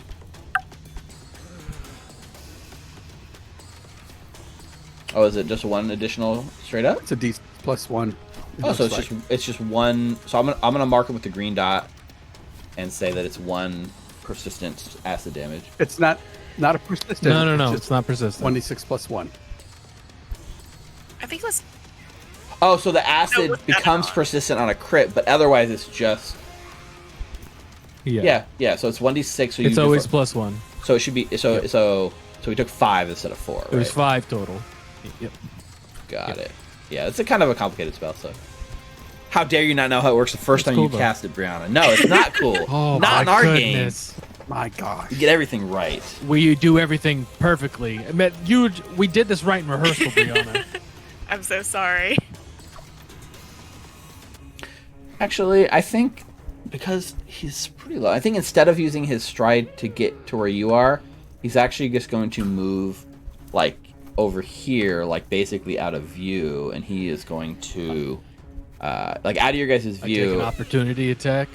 No, he's not going to actually move next to you. He's going instead. I know, I'm just instead, I'm going to have him hide over here, and he's going to take a hide action. And he's going to yell about like how there's a bunch of you guys. So He only saw 2 of us. that's true. He saw 2 of you. There's 2. So a lot of these guys are going to move up here, and they're all going to. They're just gonna move in, but they're not gonna like run up. They're just kind of like getting in position and like hiding behind stuff. They're so smart. These little kobolds. There. Okay, Cairo. Guy was gonna look over at Valerie and say, "All right, I saw one. Went over there to the left. I see another one up there behind a pillar. He thinks he's You can at least hear smart. hear like 3 or 4 of them skittering around up there. Yeah, there's a bunch of them. I wouldn't move up past me. I'm gonna take a step towards you, Valerie, and then I'm gonna drop the torch here on the ground. So we've got light. Actually, you know what? I'm gonna throw a torch right here.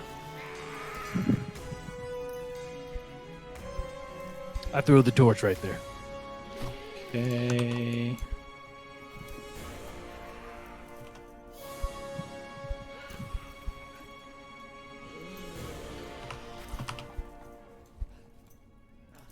Okay, so you use one action to throw your torch right there. All right. I take a step, 5 feet, Okay. and then I say, Valerie, why don't you get where I was standing? We'll bottleneck them in, all right? Sounds like a plan. You'll be able to see them now. I threw the torch up there. And anything for your third action? What am I?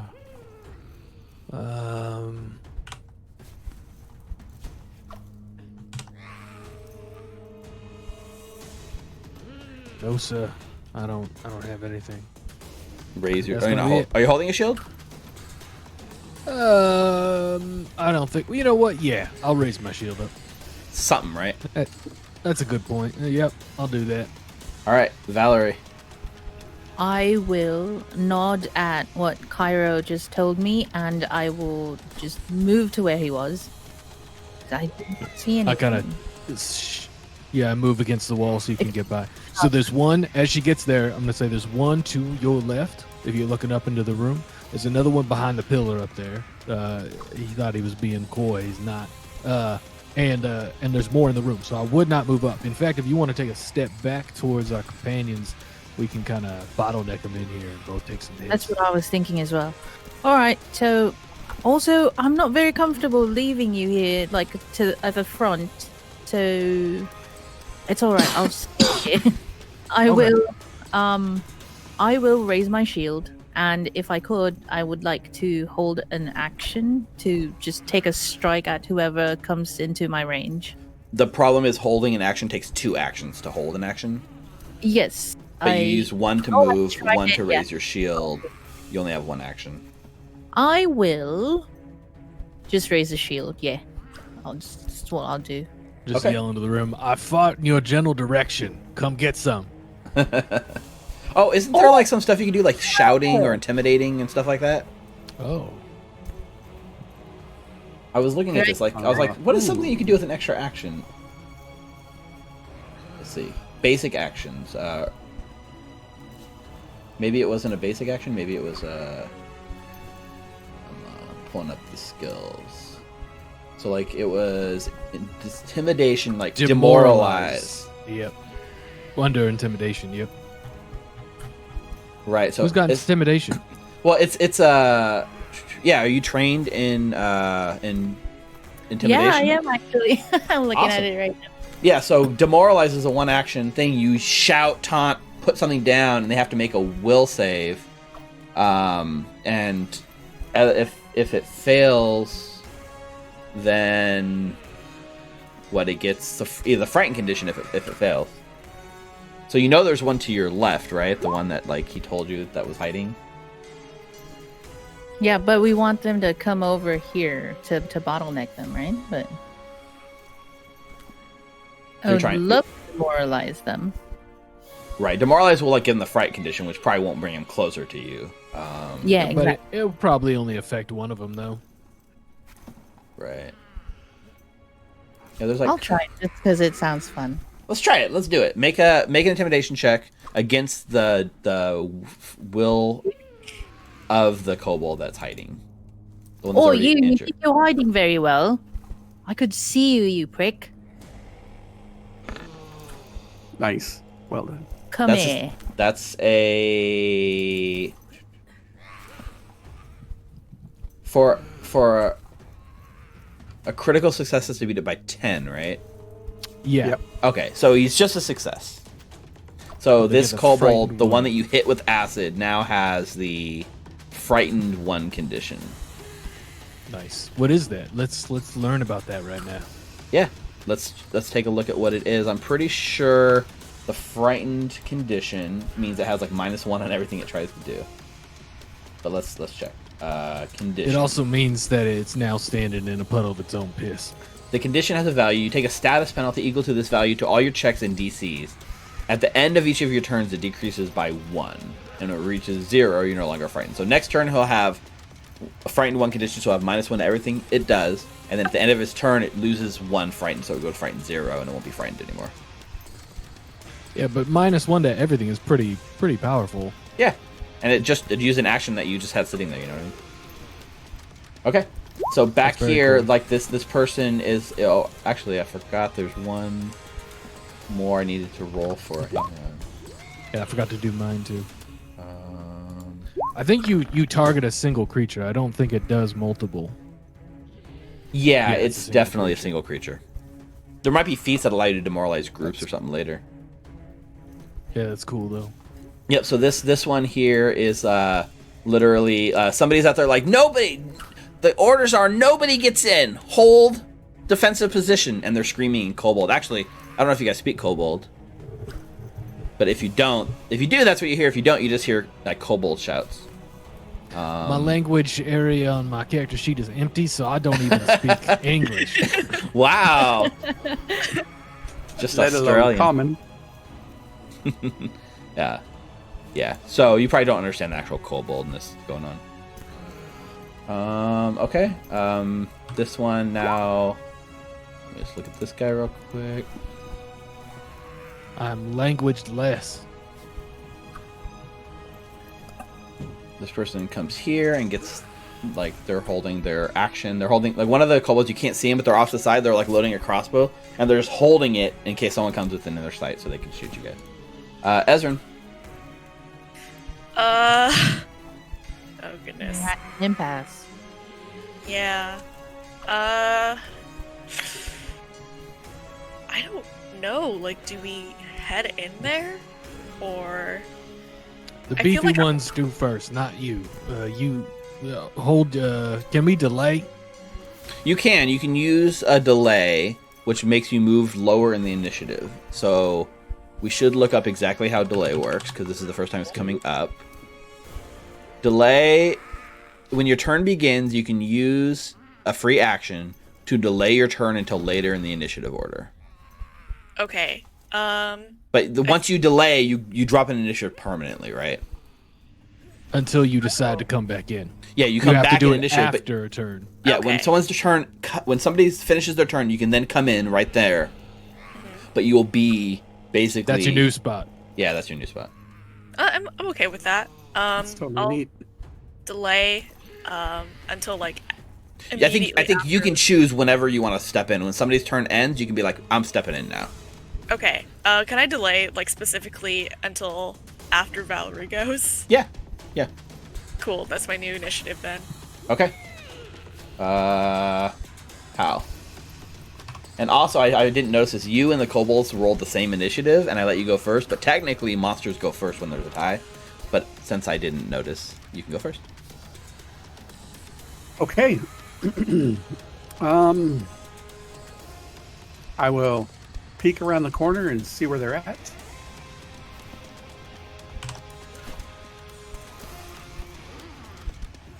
While trying to be stealthy. Okay, so you can take the sneak and move up to half your speed.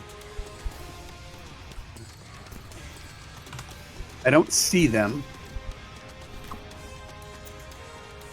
So I will move back. And I want to hold 2 actions. Okay. No, I can't hold 2 because I can't both sneak and attack, right? No, you could do one or the other, yeah. I will. Okay, how's this? Can I pull out a throwing dagger? Mhm. And when Valerie's in combat, or if one of my teammates is in combat, I hear it. Can I throw it, or do I need to be in line to throw it? I'll let you, like, here, from where you are, I'll let you use the wall as a cover, and you're kind of peeking around the thing, just waiting to strike. That's fine. Okay. And that's, well, let me make sure I got a dagger. You must. Yes, I have 1 dagger. Okay. Yep. Very cool. Dagger? All right. So the kobolds get to go Dagger. next. So this one steps out right here with its stride. It's got a spear in its hand, and it sees you, and it says, "Go away, smooth skin!" And it throws a spear at you, Valerie. All right. Let's see. This is a ranged strike. This is a 15. Misses. So it's Yeah, off. It like what is that? yeah, not even like threatening against you. Like scatters, hits the wall. You know, you like it basically skids to your feet, and you just kind of like put your foot on it, and you can like reach down and pick up a spear. So it does that, and then uses its third movement to like back up. Okay, and then this one, you see one of them as he's throwing the spear, the other one uses it as cover to like run around and try to like he uses his stride to get next to you, and then he tries to like stab you with his spear. Okay. So this is a strike. This is a 14. Misses. Okay. And then it uses its hurried retreat to move away, like scurry away from you. Which you do have an opportunity attack if you want to Okay. use your reaction to do it. Yes, please. That's fine. It does have a +2 circumstance bonus during its scurry to not get hit. So it just has a bonus AC against this strike. So All go ahead right. and roll it. With my longsword. Where is it? Ah. Oh, natural 1. Yeah. Rough. Not enough to hit it. Okay. You're too fast. Another one comes in and does the same thing. Strides up. Tries to use his spear strike against you. That is a dirty 20. Misses. And then uses his hurried retreat to scurry back away. Let me know if I get my. Oh, yeah. You want to get dagger- it on the first my dagger one. Yeah. goes off? You want to go Okay. on the first guy? Yeah. Yeah. Go ahead and do it on the first guy. Yeah. You definitely would see that. I forgot you were holding that. Sorry. And it would have been All good. before he ran away, so he Yeah, wouldn't yeah, have that yeah. plus to his AC. Of Very course, nice, yeah. Very nice.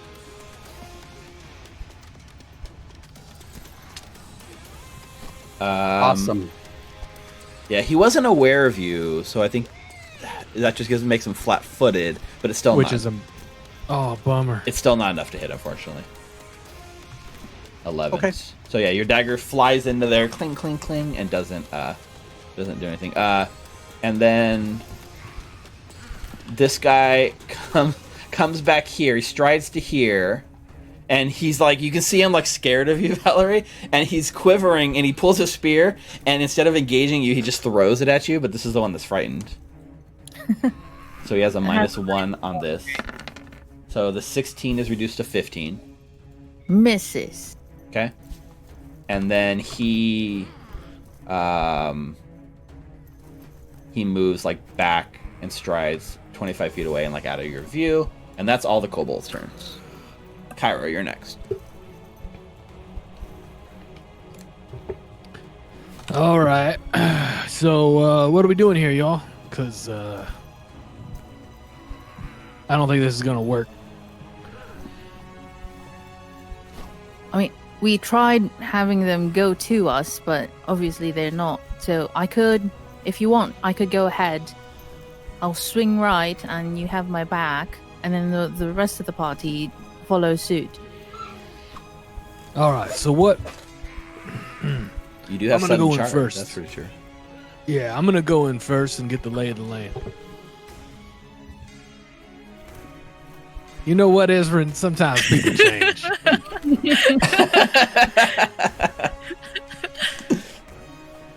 5, 10. Like you can see there's like these pillars here, so you can see, Yep. you know, there's the edge of one here and one over here. They're kind of like hiding. Okay, you step right there, and as you step into this square, there's a kobold here at the end, and you can probably see him barely in the dim light, I think. I can look and see what you can actually see. Sorry. Yeah, and he's got his crossbow trained, and as you come into his view, he actually releases the crossbow bolt. Great. Crossbow bolt. There we go. And he's gonna take a shot against you. Let's do it. That's a 21. Oh, yeah, that hits. Okay, and that is a 7 points of piercing damage as the bolt Good finds for you. him. Okay, but he only got to take the one shot, so you can see a pretty decent number in the room now, right? There's like this guy here. There's this staircase. There's this guy up here, and this one next to him seems to be scurrying around on the floor doing something. Well, there's a bunch of them in here, Valerie. Just a heads up. So that was my first action. Yeah, that was only one action. All right.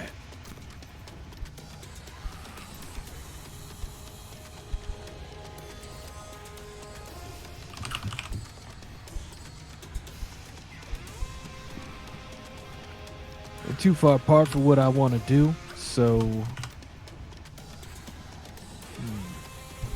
Oh yeah, this one's no longer frightened. you know what? Before I come in here, I'm gonna do something stupid. Okay. Oh, is that guy moving closer? Do it. No, I just had to move No, him you're so I could fine. get to his what do you call it? His conditions. I had to take off the frightened condition. I couldn't get to it. Before moving into this spot, I look at Valerie and I say, "Let me see your weapon." My And when rage. she shows it to me, Mhm. I cast magic weapon on it. Very cool. Oh. What does your magic weapon spell look like? So as I've got one hand free and the other hand with the shield, and I touch my symbol of Sanray, my loving goddess, and I say, Valerie, we're gonna take down these kobolds and kill every one of these fish-eating sons of bitches. And I know Sanray's on our side, so I take my hand off of my symbol and I hold it against the hilt of her blade, and a soft golden light begins to shimmer up the blade, and she gets a +1 striking weapon it becomes, which gives her a +1 to attack rolls, and instead of rolling just 1 d8 or whatever it is, you now get 2 d8. Oh.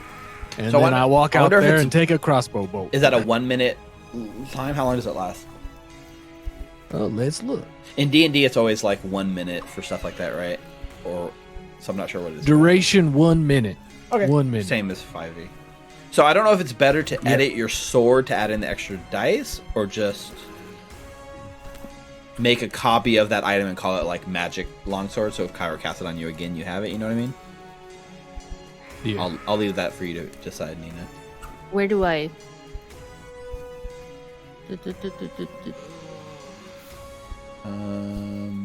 So you have the longsword here, right? So let's see. Is there a duplicate No.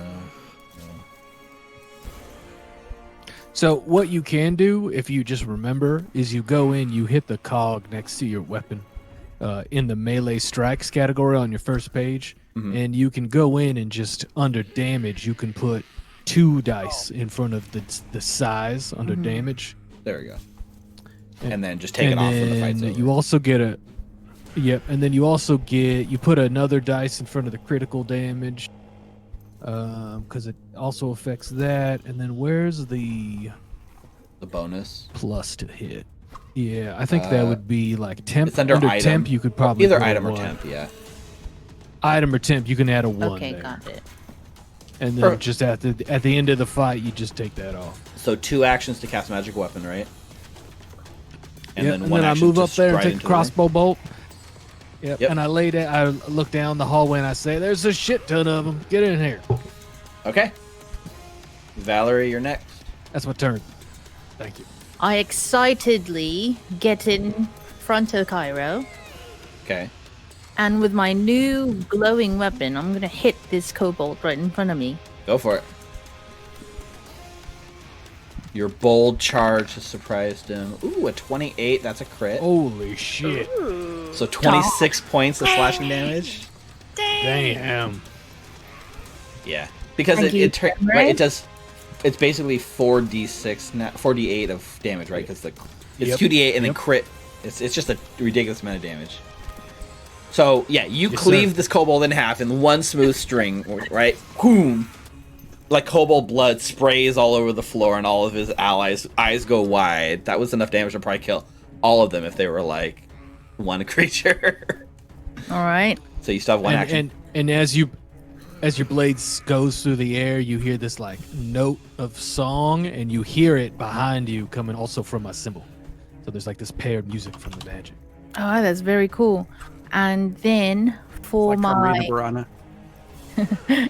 for my last action, I'm going to raise my shield, and I'm gonna look through the top curve of my shield with a raised eyebrow towards the rest of the kobolds that's waiting for us right here, and just be like, "Come here." Let's do it. All right, and this is where Well you've done, delayed Menace. your turn, Ezra, until now. So now you can take your turn.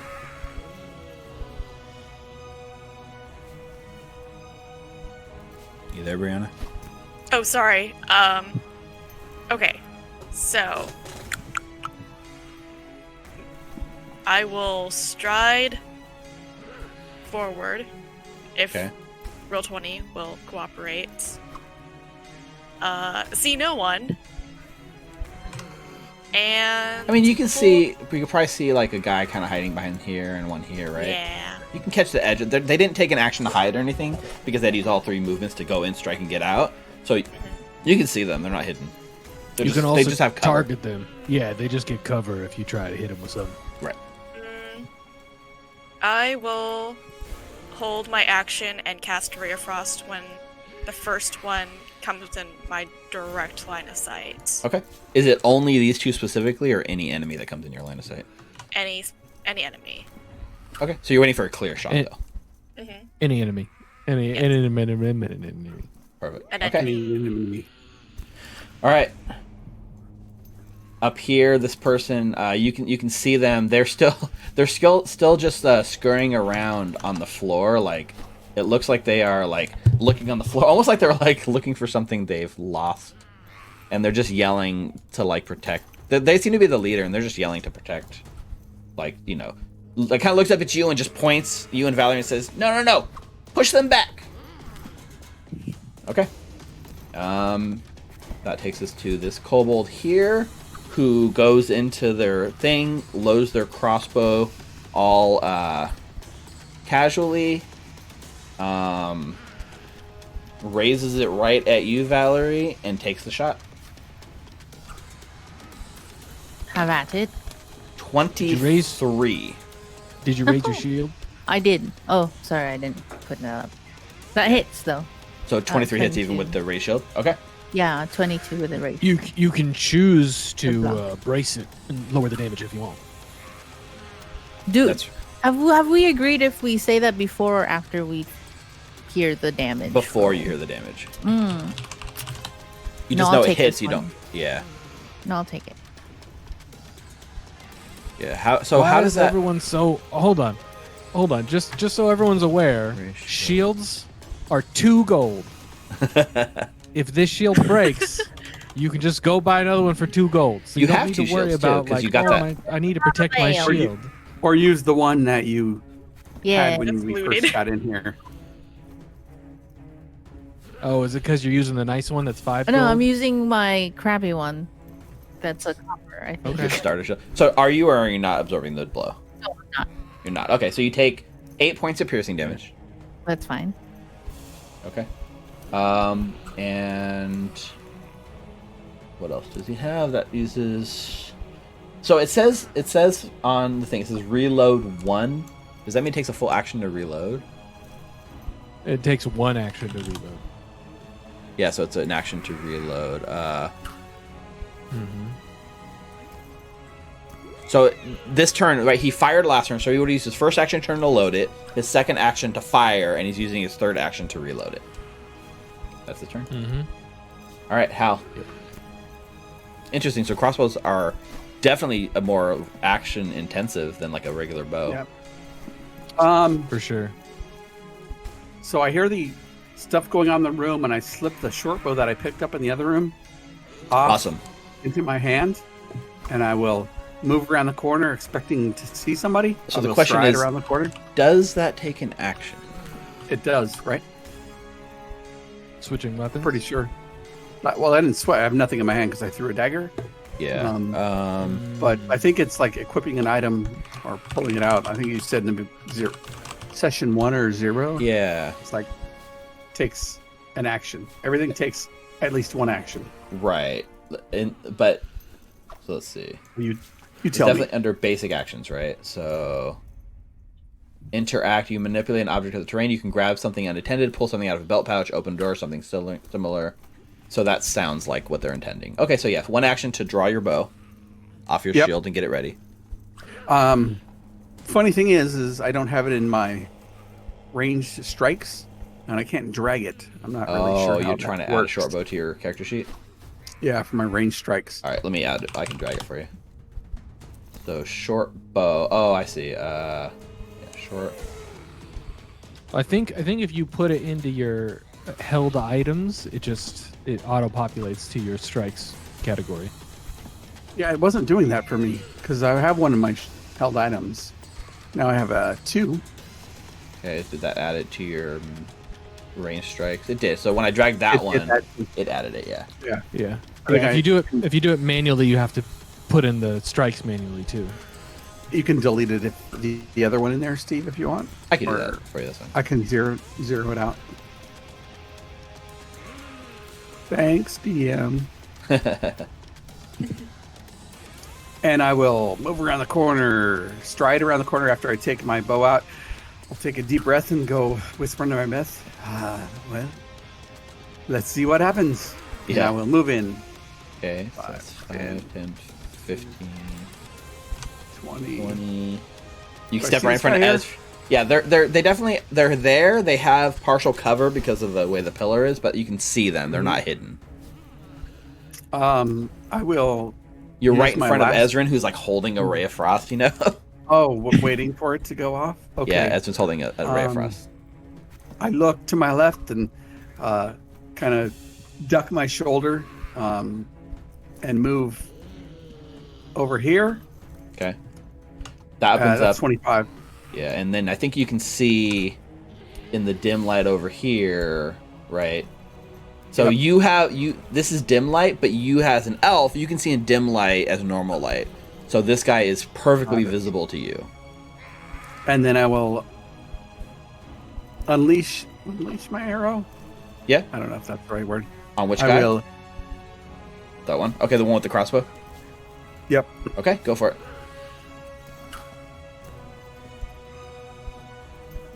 That is a 19. 19 hits for 4 piercing damage.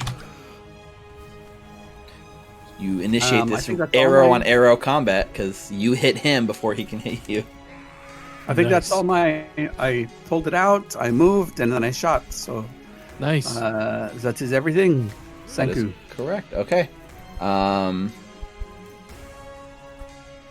So this one, I can't really. It's kind of interesting because I have a hard time doing this, but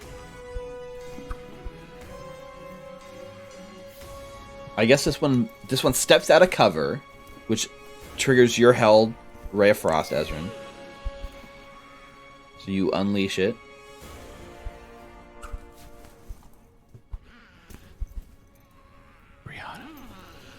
Yeah, sorry. I'm getting really distracted by work stuff, so I apologize. Screw work. It's A, it's the holidays, and B, it's late.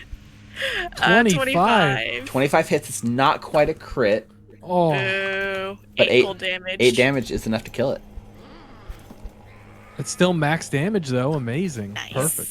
Blast. This thing steps around the corner to bring the spear towards you. You blast it, and it just gets like, turned into like an ice kobold and falls down right at his feet. Right where it was. So that's he's dead.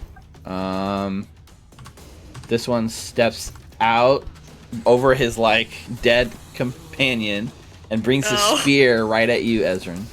Cool. A melee strike. It's a 12. 12 misses. Okay, and then it does its hurried retreat to scurry back like away from you, like.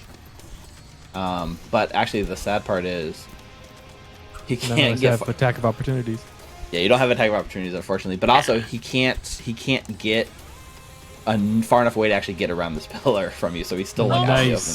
He only had 25 feet, and that was 5, 10, 15, 20, 25. Yep, that's it.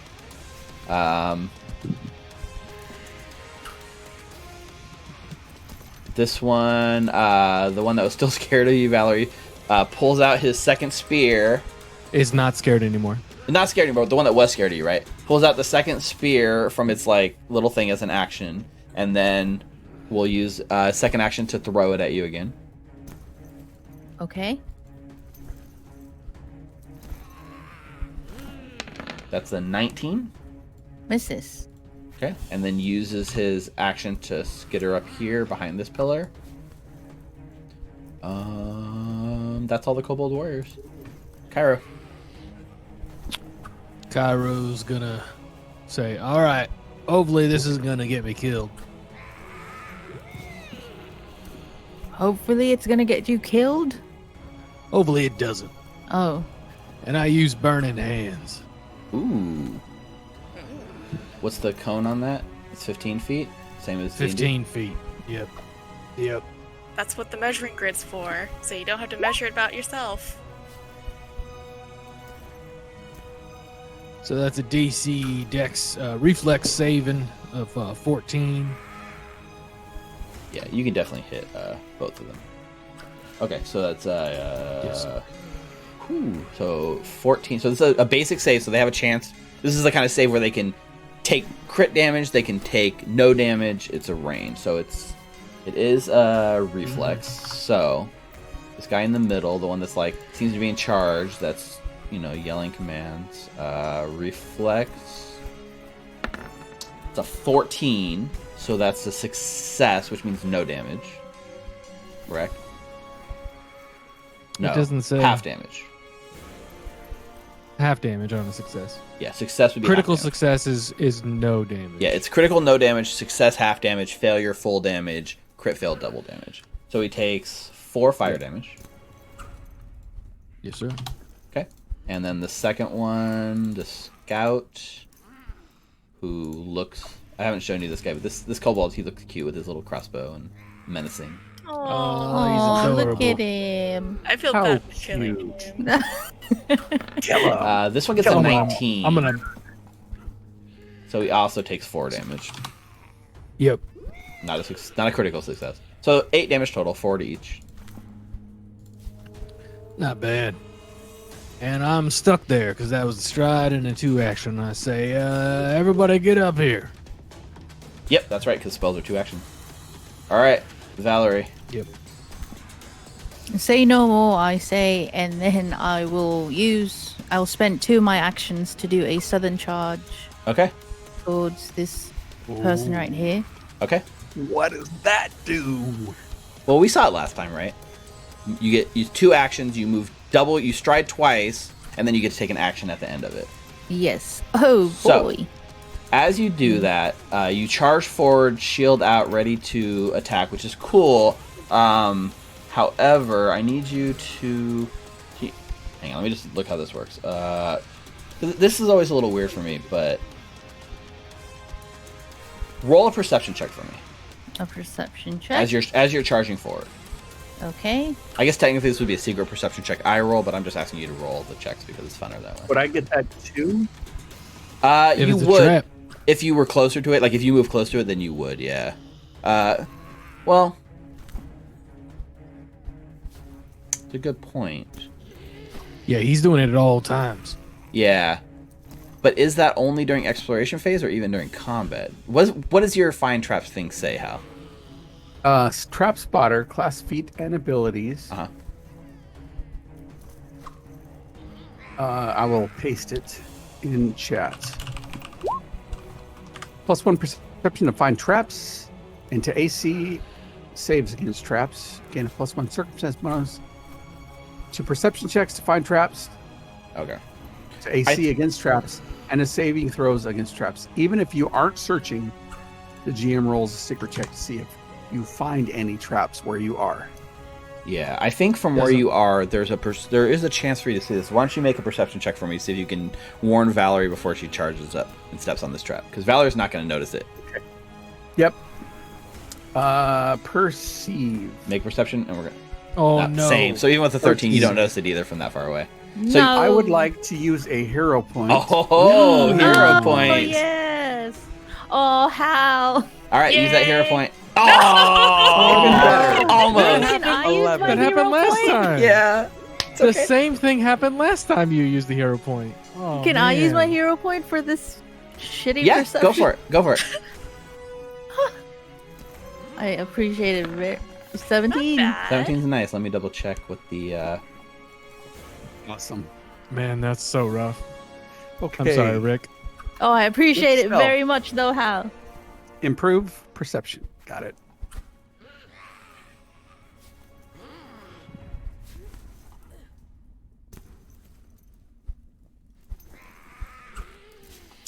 You still don't notice it. I'm Oh sorry. no. Yeah. So you come up the stairs and you can see this guy that's been he's like on the ground, like kind of like scurrying around looking at stuff. He's been laying out traps, and you step right on one of the traps and you fail to notice it, and it reaches up and it attacks you. So let me see how his trap works. It's a spike trap. You have to make a reflex saving throw. A reflex. All right. Yeah, on your character sheet. Like, Ooh, 19, nice. perfect. So you succeed. Nice. So you take half damage. Okay.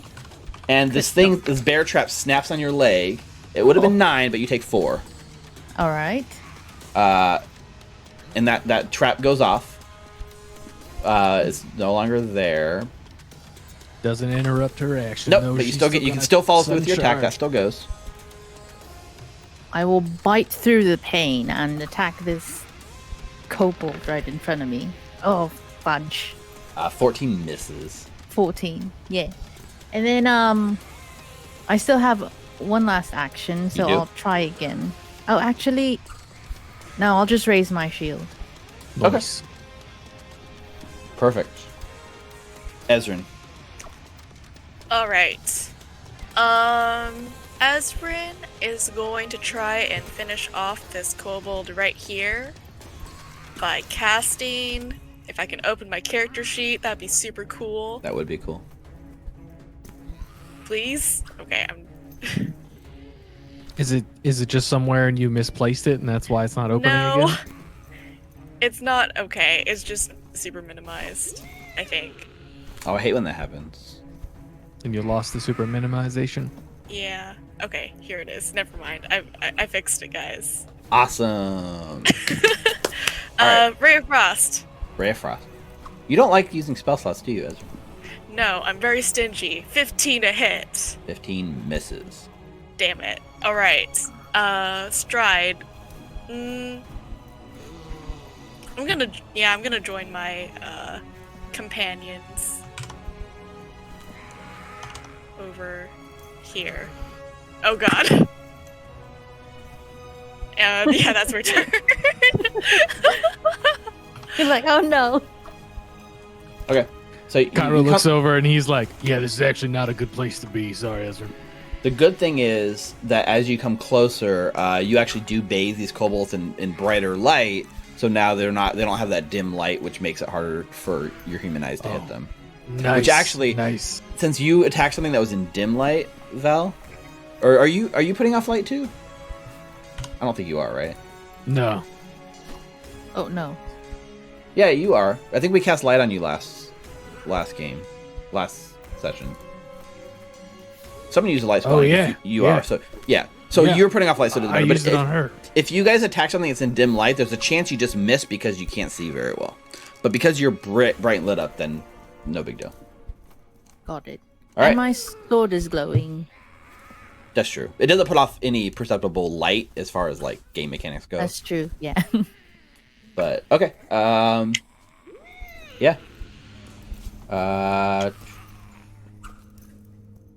I think this guy that you tried to attack is going to draw his short sword with his action and then make an attack against you. That is a 27. I'm going to block it with my shield. So that reduces it by 5, right? Yes. Okay, so he does 7 damage. 5 of that goes to your shield. No, wait. It reduces it by 5, and then any remaining damage gets split, right? So Yes. 2 damage to you, 2 damage to your shield. Okay. And then Nice. it uses its it's gonna scurry. It's basically going to scurry back, which does trigger your opportunity attack if you'd like to take it. I already used my reaction for the shield block. Yep. That is a good point. You did. Okay, so he scurries That's back unfortunate. away from you and gets right in front of the staircase. Okay.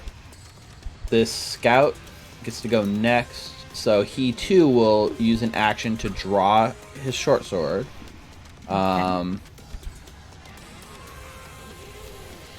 Actually, how does shoving someone work? Let's look it up. Let's look it up. Basic action. Look it up.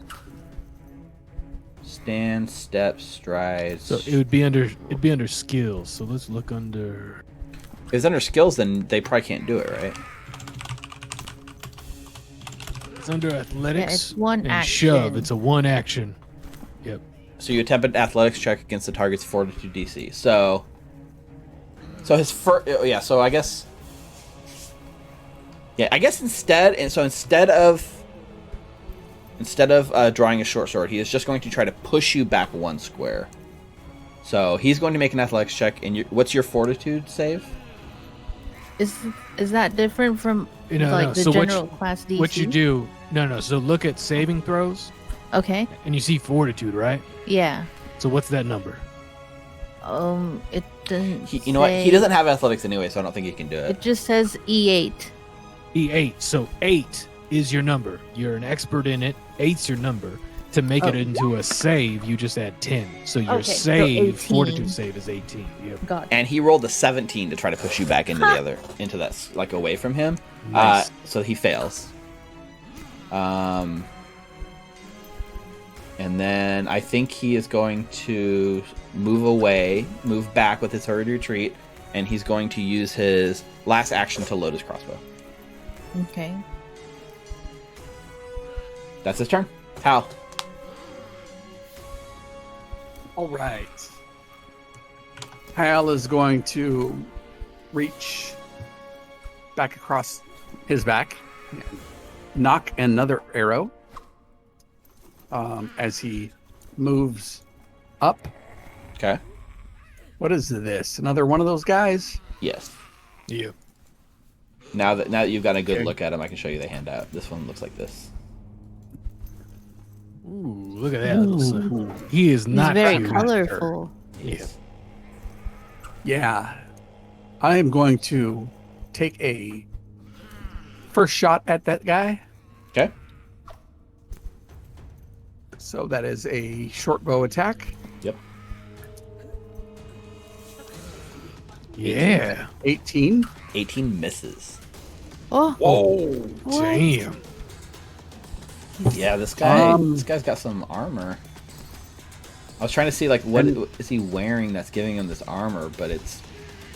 I guess it's just. Is this high dex? He's got leather armor and high dex. Yeah, he's just nimble. That dex bonus. This guy up here is dead. Yeah. This one's dead. Yeah. That was stride, action. Then I would have stride again, right? Yeah. Can I? Would I be able to sneak to here to get out of line of sight? I mean, yeah, you Know what can I mean? definitely go there to break line of sight and take cover. Like you're using the wall as like cover, so you'll have partial cover from that. There's an action Right. you can take, which is like called take cover. If you're behind cover, you can take further cover by taking cover as an action. But in this case, you're not using that as an action. You're just getting cover from the wall. Right. I'm wondering if I can use the sneak. What is it called? Unfortunately, you can only sneak when you're already hidden. That's the case. Yeah, you can only sneak yeah. while you're already hidden. Okay. So I will like go there then. moving from a hidden spot to another hidden spot, you can like Yep. sneak across. Yeah. Yeah. Okay. That's that's all I got. Okay.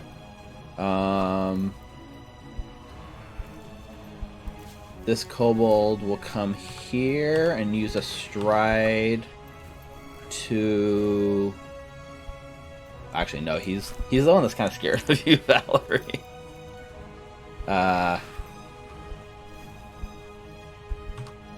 I think he's going to use an action to draw his spear, and I think he's going to kind of come around the back and try to get you, Cairo. Let's do it. So one action to draw the spear because he threw his last one. One action to stride, and his third action is to stab. Right. That's a 7. So threatening. That's a miss, you little lizard fish eater. Yep. This one comes up here though. As he comes out and gets you, and he draws your attention. This other one sneaks up on the other side and catches you flanking, giving you the flat-footed condition, Yep. and tries to strike with his spear. So you have a -2 AC, and he gets a dirty 20. Yep. That's gonna hit. Okay, so you take 7 piercing damage from the strike, and also because you got caught flat-footed, you take another 2 points of sneak attack damage. So 9 total. That hurt. And then he uses the other his last stride to kind of move up here and get up on top. Okay, that's their turn. Cairo. Ezra, dear, would you mind taking care of this fish eater right here All right. as he takes a step action? Okay. And then Valas, you're looking pretty roughed up. I'm gonna use my new ability. Battle medicine. Let's go. All right. Be right back. Make the treat wounds. 20. Whoa. That's a 20. So that is now 2d8.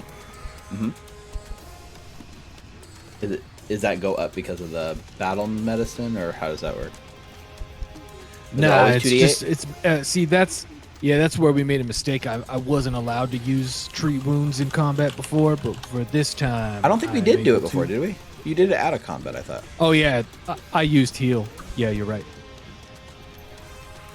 That's 2 6s. You get 12 points of healing. The interesting thing here is since battle medicine is different than treat wounds, they don't use up each other's cooldowns either. Nope. But you're immune for 1 day to this battle medicine. Okay. Yeah. I cannot heal you in combat again for the rest of the day. And you know what? I'm pretty fucked up too, so I'm gonna do it again Okay. because I got one action left. Yep, you do. So It's a 16. I hit it. okay. It's 11 points of healing for good old Cairo. Perfect. That was 3 actions, right? Oh, thank you, Saren Ray. Yeah, that was it. A step, battle medicine, battle medicine. Perfect. Valerie. There's so much humming in my ears, Mr. Cairo, but thank you very much. So I will. Very tricky.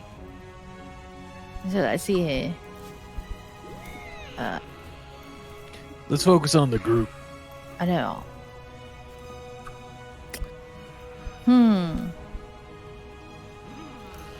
Do I really want to get on the middle? You know what? I think I'm tanky enough. I'll just go here first. I'll try to this kobold right here, and Okay. I'll hit him. Which one are you actually hitting? This one. Oh, this one here? Okay. Yeah. Ooh. And there's one for my longsword. That's a 20. Nice. 20 hits. Does he die? There's a problem with that. That's Still only a- 1d8 I'm seeing. Right. How come it's only doing 1d8? I thought we set I it don't here. know. I edited it. Because earlier it definitely worked. All right. Just roll another d8. Okay. Oh, yeah, so it got changed here. I don't know why. I'll edit to 2d8. But yeah, either way, the 10 damage was enough to kill him. Alright. Even better. So even more. So okay, yeah, with that action, cleaves through this guy. I thought. Dead. Which one was it? That one to your north or the one to the east? The one right across from me The one that, to my Okay. north. yeah, she attacked the one on the north. She pinged the one that was the north. Nice. And Very I cool. will. Still have one more action. Yeah. Man. I'll raise my shield. Okay. Just taking it nice and steady, getting that shield up. Mm-hmm. Very cool. Because they hurt. They do. Ezrin. Ezrin is going to look at this kobold that, right here, that Cairo has tasked her with fighting, and first off, she's going to cast Force Bolt. Okay. It's just an automatic hit, and it does 3 force damage to it. Okay. It's weird that it has critical damage on that spell when it can't crit, right? Yeah. It's just probably part of the Pathfinder like template. So 3 damage to this guy. Yes. That is enough to finish him off. Very nice. He's the one you hit with acid earlier. He's still got like acid burns, and then you finish him off with your force bolt. Oh. And then I don't know what the deal is for casting like multiple spells. No restrictions. You have 3 actions. That's the only restriction. Okay. Ezrin is going to look at this fellow right here. Mhm. And she is going to cast Daze. Ooh, It will what's take- that? So it will take damage equal to my spellcasting ability modifier, which is 4, and then it must make a basic will save. And that's a hit. The damage is just all the straight up, Yes, and then the Nice. save is, 18. or is it? It's like mine's. It's I think Mind it's a will save DC, and then it's a basic saving throw. So this falls Nope. under the thing where they can Nope. make the save, right? Because it says basic so it saving takes throw. the damage. No, I know, but it takes the damage no matter what. I can get the text for the spell if you're concerned. Wait, I'm just trying to read the text that's there versus like what it says, right? So it says, you cloud the target's mind and daze it with a mental jolt. The jolt deals mental damage equal to the... Yeah, so the way they put it in the template doesn't quite match what the spell actually does. So the damage is guaranteed. So how much damage was it again? 4. Okay. And then now it makes the save, and if it critically fails the save, then it's stunned. That is correct. So the Yes, save sir. is only to critically fail. Yes, It's interesting. I've never really seen a spell like that. certainly is. Interesting and really neat. Andy got an 18. Oh, boo. But But it did take 4 damage, so... It did. Okay. And yeah, that's it. yeah, it's a cool cantrip. Oh, that's a cantrip. Mhm. Got it. I thought that was like a level Yep. spell. No, that makes sense. That's why the damage is so low and it has to be a critical fail. Makes sense. Okay, so watching this, and Valerie's got the shield raised. So this Kobold Scout's like looking out and sees like you like unleashing all these spells. So he takes his crossbow and he looks right at you, Ezrin, and takes the shot. You do have partial cover because Cairo is between you and him. You got an old man in the way. Okay, so this is a crossbow strike. The 13. So even without the bonus to your AC, it misses. And then Because he's scared. Yeah. And then I think at this point he like gives up on that, and then he will draw the gets his short sword with his action, and then he's going to stride over here to flank you, Valerie, and put you flat-footed against him, the other one. All right. But that's it. Halrizian. All right. I'm got my back up against the pillar, and I would like to hide. Like, Yep, you want to take the hide action. So go ahead. Make that stealth check. 'Cause I know it's going to come in like a 28. 28. Very sneaky. Damn. Hey, Hal, before you take the rest of your turn, Steve, I see a problem in the turn tracker. We're missing our trap layer. I don't remember what his It's a AC good was. point. Why did the trap layer fall off the initiative? Oh, I deleted the already wrong. dead. I deleted the wrong one off the initiative because I deleted. You killed all the warriors, so I deleted that, but I deleted the wrong one. So let me go back and look at what the initiative was for him. Yeah, sorry about that, Rick. No, it's a good call because he would never have gotten a turn. Quite okay. He got a 10.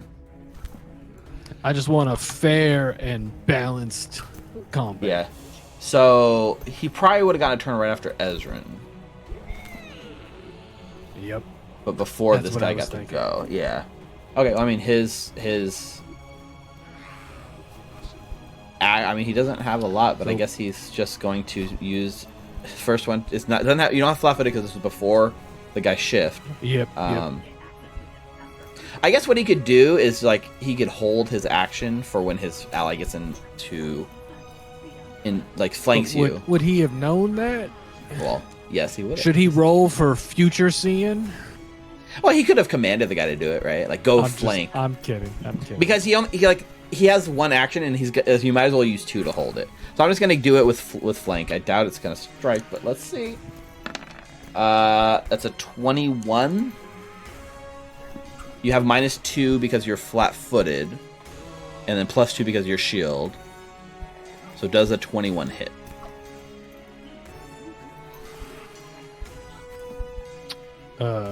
Nina?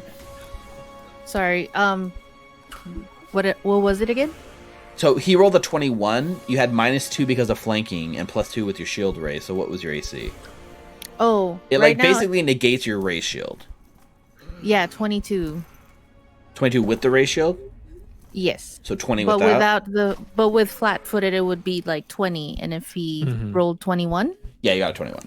okay, I will block it with my shield. Okay. Yeah, so you block it. So you, he does, it's 8 plus the sneak, so that's 11. So you absorb 5. You and your shield each take 6. Okay. I think your shield's still functional. Yeah, it's still up. Okay, and that's it. That's their turn. Okay, Halrizian. All right. Rolled a 28 to. Yeah, Now- you are invisibly. You're sneak. You're hidden. Should I? So what I want to ask is, should I roll a sneak there since it gives me 15 feet to move? So you sneak. There's kind of like steps to it, right? So you tell you're hidden, you can't really sneak, right? I don't know. That's what I'm asking. Yeah. So once you're hidden, then you can use the sneak action to continue moving while hidden. So the sneak does not include the hiding aspect of it. You have to take the action to hide and then follow it up with the sneak action to move undetected. Okay. So that's what I will do. Okay. So your first action was to hide. You got 28. That's really sneaky. That's enough to hide from everyone. And so then you want to do the sneak action, right? Yep. So you move up to half your speed, and you can sneak during this move as well. Actually, this is an interesting point. So if you look right at sneak as an action, sneak says you can attempt to move to another place while becoming or staying undetected. So that reads to me like you can take a sneak action and hide as part of the sneak. Right. That's what I was asking. Yeah, I didn't. So it doesn't look like you have to take the hide action as a separate. You can sneak and hide as part of that action. You can become undetected. So yeah, so But we can do the sneak. The prerequisite of sneaking is that you're already hidden. So if you determine he's hidden because of the pillar and he didn't need to, that counts as hidden, then yes, he can begin this as a sneak and roll the stealth as a part of the sneak. Where does it say that? I mean, I guess it makes sense logically, right? That you have to be hidden, but because you are, It says, you have like cover because they can't see you, right? It's like you're hiding from the open. yeah. Under sneak, it says when you've successfully hidden from someone using hide, you can sneak to move to another place so they don't see where you are. Okay, is that in the beginner's book, or is that in the Pathfinder website? That's from skills. When you I just pulled it straight from skills under Yeah. stealth. Yeah, so that's different than what it says on the Pathfinder website, which is interesting. So, I think that we'll do it like that. So first action, hide. That's how we've been rolling it the whole rest of the campaign anyway. So first action to hide, which is a 28, and now you can use sneak to move up to half your speed and try to remain hidden if that's what you want to do. 29, yeah, absolutely. Holy crap. We don't even know that Hal's alive anymore. He's separated from this plane of existence. He's somewhere else. I will shoot at this guy here. Let's go. Yeah, go for it. He's flat-footed against you, absolutely. Okay.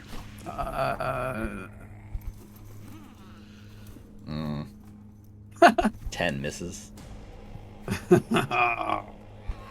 Man, that's rough. So it does It is reveal rough. you as well. Okay. Perfect. All right, We're all three. Cairo. Cairo saw the bolt go over his shoulder and goes, "Oh, hey, Hal. Don't worry, I'm gonna go get the thing. This is lower, so I can't attack from that place." Right, so like here, like there's steps up, right? So he would be like at the top of a 5 pretty high feet up. staircase, like 5 or 6 feet up. Okay. So you could, he's just gonna have a lot of cover against that sort of attack. He has the high ground, Anakin. Yeah, I should know better. Like I would allow you to make that attack. It's just gonna be up over thing. He's gonna have like cover. Yeah, it's gonna be tough. You know what? I'm just gonna move up. Actually, gonna take before a you step. move, make a perception check for me. Oh, yes, sir. Oh, it wasn't just one trap. Also, Hal, make another perception It check was for all. me. Nice. That's a All right. 24. Yeah. Well, you see I don't that trust my own dice anymore.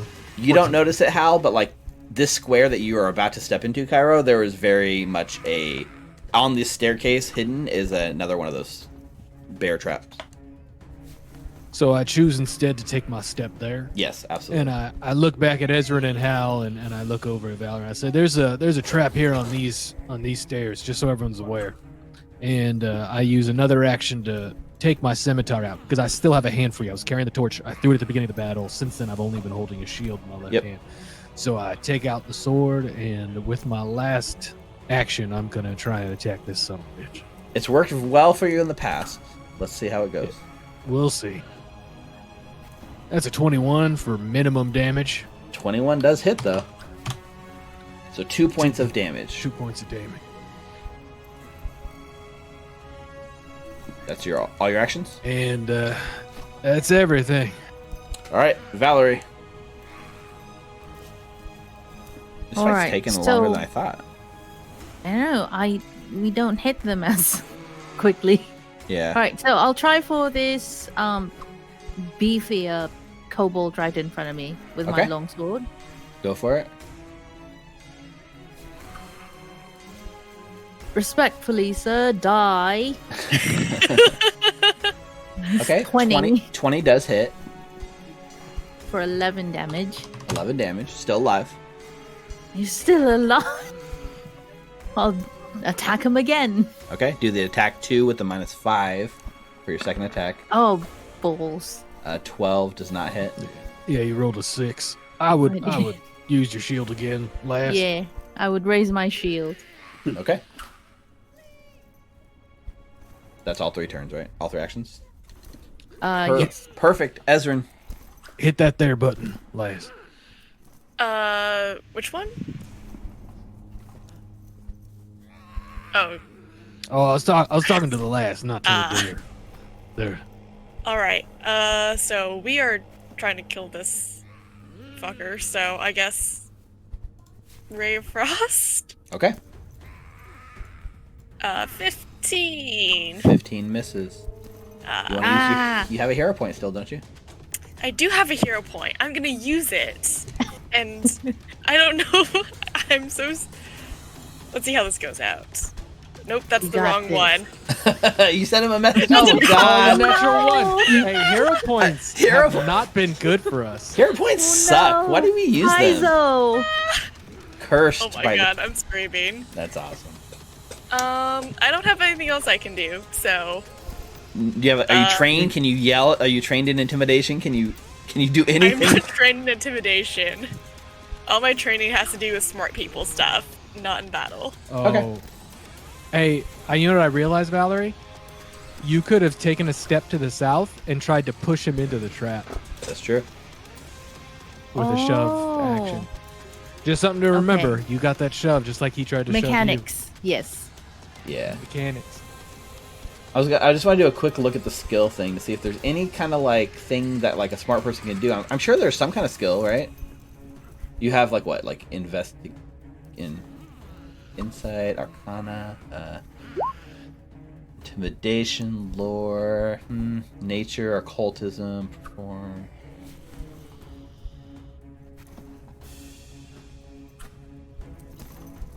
I feel like there's got to be some kind of thing you can do to like, Get an edge. right? I don't see anything that's coming to mind, but oh, like deception. Yeah, are you trained in deception? That's a good question. No. No. I don't know. Look through the skills. Find something you can do with your leftover actions in future turns. Yeah. All right. Trap Master gets to go. You are still flat-footed, Valerie. So All you have are your traps, I'll say. That's all I need. Short sword at flat-footed. 13. Misses. 13 Told misses. you, all you have are your traps. Second strike. A 6. Misses. Yeah, and I think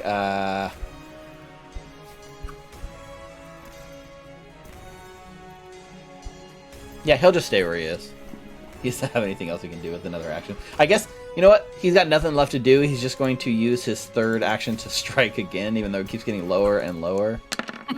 13. Not Misses. even. Yep, okay.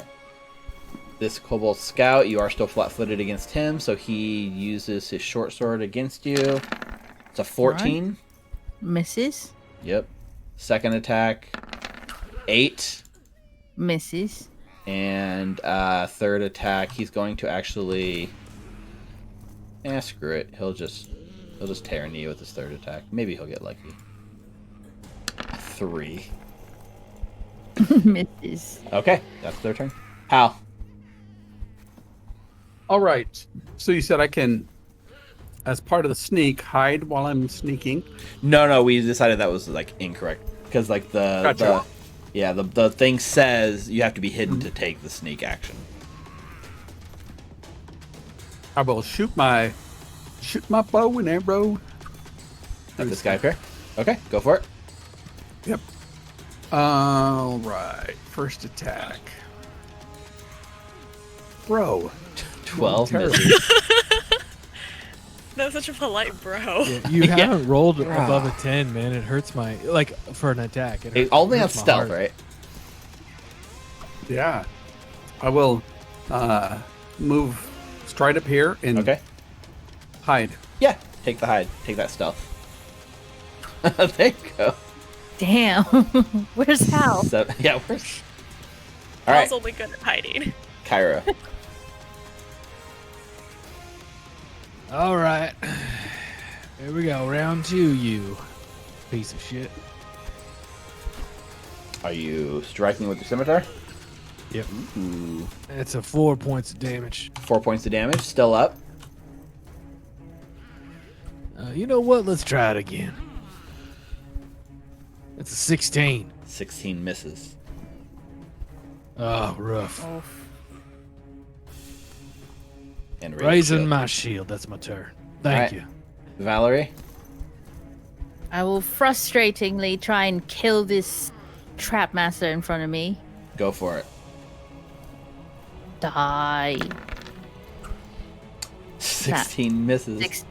Damn it. You guys are rolling so low on these attacks. Yeah, that's a 5. Do you have a hero point? No, I used it already for my... All right, I'm the only one with one Yeah. left. You know, I'm gonna try and hit him again. All right. Yeah. Oh, bull. 13. Oh. Nope. I will raise my shield. Very cool. Ezrin. I have a question for the DM. I've got an answer, I hope. If I stand right here, would it give the flat-footed condition, even though it's like slightly raised?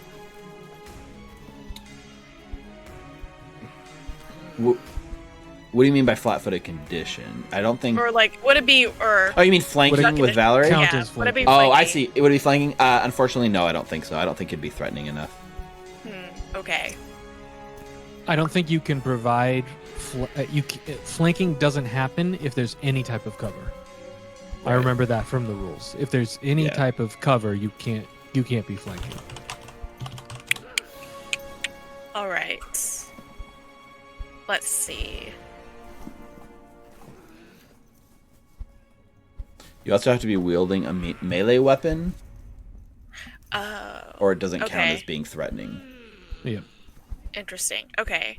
2,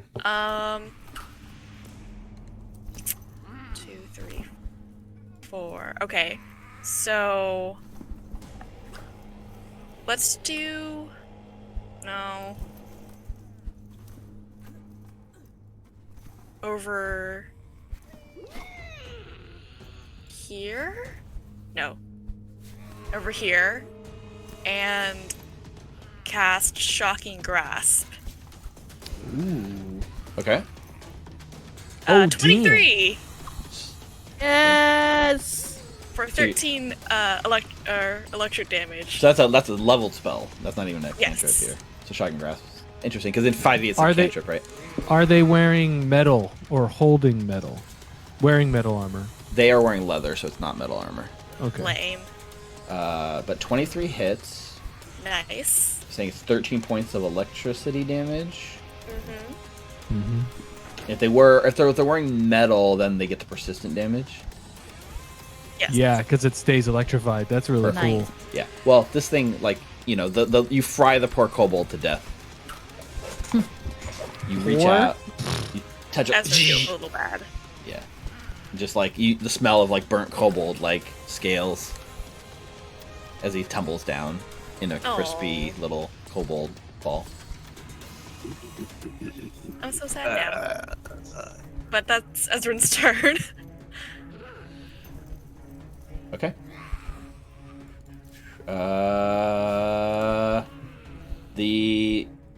This guy is the last one left. He says, "Must defend boss's lair." And I guess. Whoops! I accidentally picked my token up. Sorry. Guess.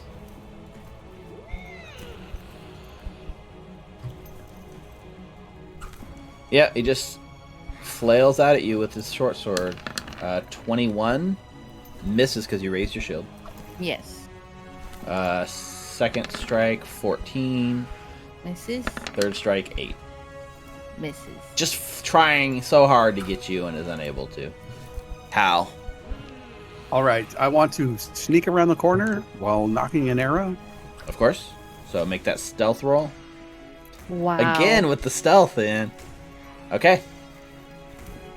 And I will shoot my arrow at the guy. He's flat-footed against you. Whoops. There it is. 24. Yay! What? For Oh. piercing. Oh, I see, because it's 22. Well, yeah, because so it's 22, but his AC goes down by 2. It doesn't really add 2 to your bonus, but I guess either way it adds up, right? Yeah. So your attack's at 22. His flat-footed, so that hits for 2 piercing. And he takes sneak attack. And sneak attack, What yeah. is my sneak attack? It says only 1d6 still. Okay. So I will roll another d6. 3. Okay. 3 more. Hits him, but he's still up. What? And Sneak attack goes to 2d6, Oh. but not until level 5. at level 5, 2d6? Okay. Yeah. I will take a second shot at this guy. Okay. He's not flat-footed for this one because you revealed yourself with your sneak attack and but you still make the attack just with the number 2 one, so you get the -5. So close, but 17 misses. Right. That's sneak, fire. That's my turn. Kyra. Kyra says, Kyra, all I right, believe in you. all right, Valerie. I'm gonna get up on the other side. You get on the other side, and we'll take care of this little monster right now. Okay? Please. So I stride up there, Uh-huh. and I'm gonna take an attack. Go for it. 16. That He misses. dodges out of the way. Yep. And then I raise my shield. All right, Valerie, get him. Okay. Valerie. I will flank right Okay. behind him and take a swing at him. Yep, he's flat-footed because you guys have him surrounded, so that lowers his AC by 2. But a 15 misses. I know. What is it with these guys? You're like having Natural flashbacks 4. to something. No, Oh. do it again. Okay. Do it with the number 2. There There it it is. is. Nice. Okay. That hits for 15 slashing damage. That's some damage. Wow. Valerie, how would you That's like that to do magic this? weapon. Yay! I would like to, seeing that he's already injured, I would like to grab him by his, I don't know, leather armor Uh-huh. and just pierce right through his chest. Very nice. Run right through. Ugh! And his eyes like glaze over as he like goes limp on the end of your sword, and he dies. And then I'll twist it a little bit for the Ooh. trap. That's for the trap. Jeez. Very good. You finish him off. You guys have successfully defeated the kobolds. So, you guys get 120 experience. Whoa. Ooh.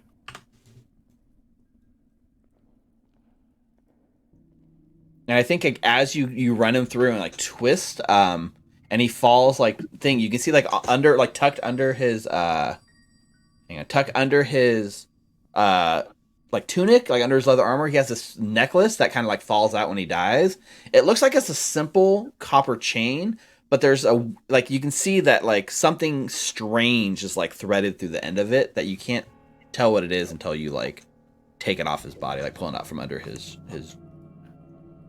leather armor.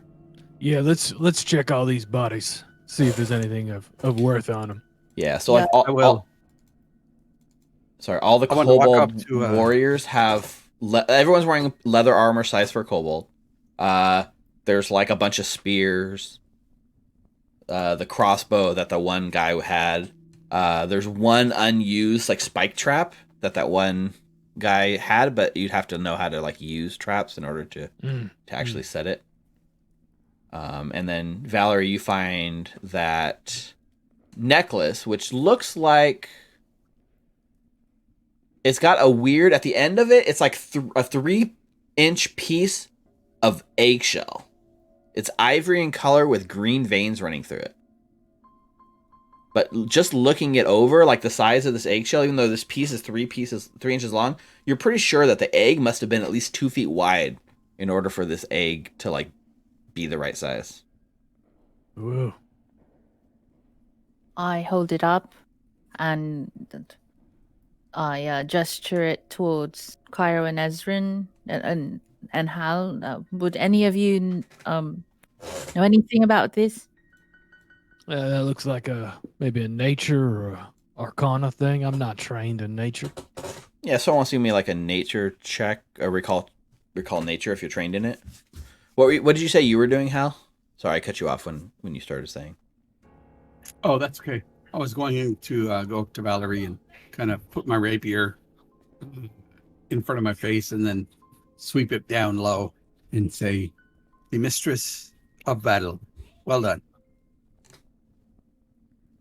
Oh, I could say the same thing about you. Although I didn't see you a lot on the fight. You'd be in like one spot and then another. I look back and you're not there. That's because I did not do any damage. But thank you. It's all teamwork. Kyra looks around. Anybody know anything about nature? Bring it over here. Bring it over here.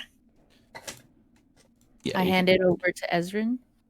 And Ezra's gonna do a nature check. Sure. So Valerie, I was looking. Knowledge Are you nature. using the red bar to track your shield's health? Yes. So it has 12 left, right? Yes. Perfect. Okay. Yep. Yeah, and you have that quick repair, so you can spend a minute now of downtime to like Yes, I repair was that shield up. thinking that, like, I'm gonna use this time to repair my shield. Perfect.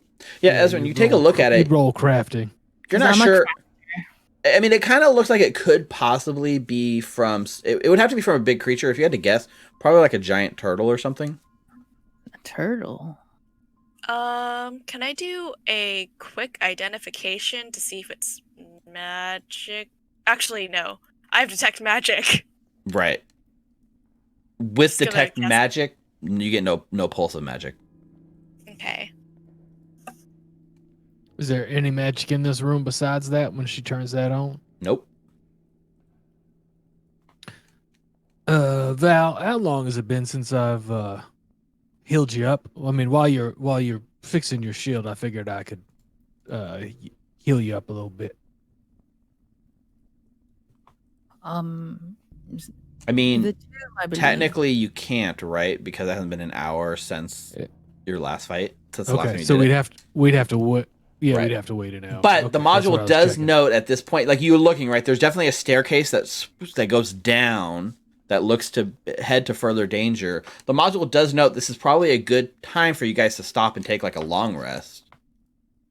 Even potentially going all back right, to well, town to offload and get resupplied because you've come pretty far. You've got some leads, but you know maybe you solved it, right? The kobolds are all dead.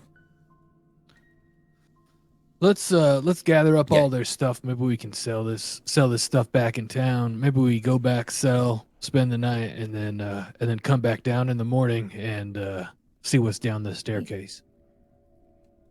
I'm not opposed to that. There- We could also update There's some short swords, Hal, that you can grab as well, like family. 2 short swords. We could tell her what we found.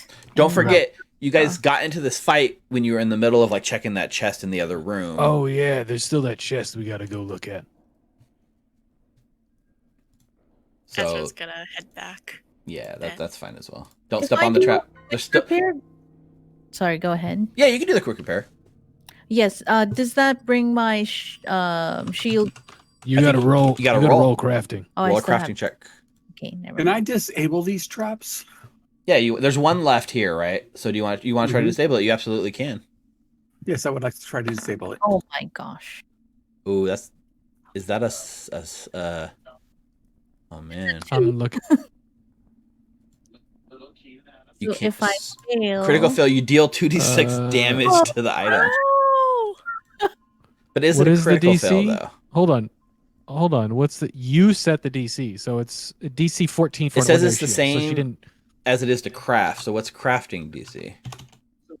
So if you look at crafting, repair, the GM sets the DC, which is based on the item's level. A DC 14 for an ordinary shield, which this is. So she So it's only not a got crit less fail. than 7, but not crit fail. So Not a you crit fail. fail to repair the item. You fail to repair, but you don't. Yeah, you don't deal damage to it. But You don't damage it. you don't You can damage s- it. But you then can spend that just another. means, yeah, that just means you just take another minute and do it. Do it again. I'll try again. Try again. Yeah, go ahead. Oh my! Even better. Wow, this is so fail. Luckily, you cannot roll lower than Right? That's the thing. Is like you're rolling and you crit failed, but You just failed. well, no, you fail, but a Yeah. natural one makes a failure one step lower than it would have been otherwise. Yeah. So it this is a takes crit 2d6 fail. damage. So can you roll 2d6 for me? Hey, this is the first time we saw it. Oh boy! 11. It does. You do Wow. reduce the hardiness, right? Wow. So it had a hardness of 5. Yeah. So you reduce that by 5, so it takes 6 points more damage. It's now broken. Oh, it's okay.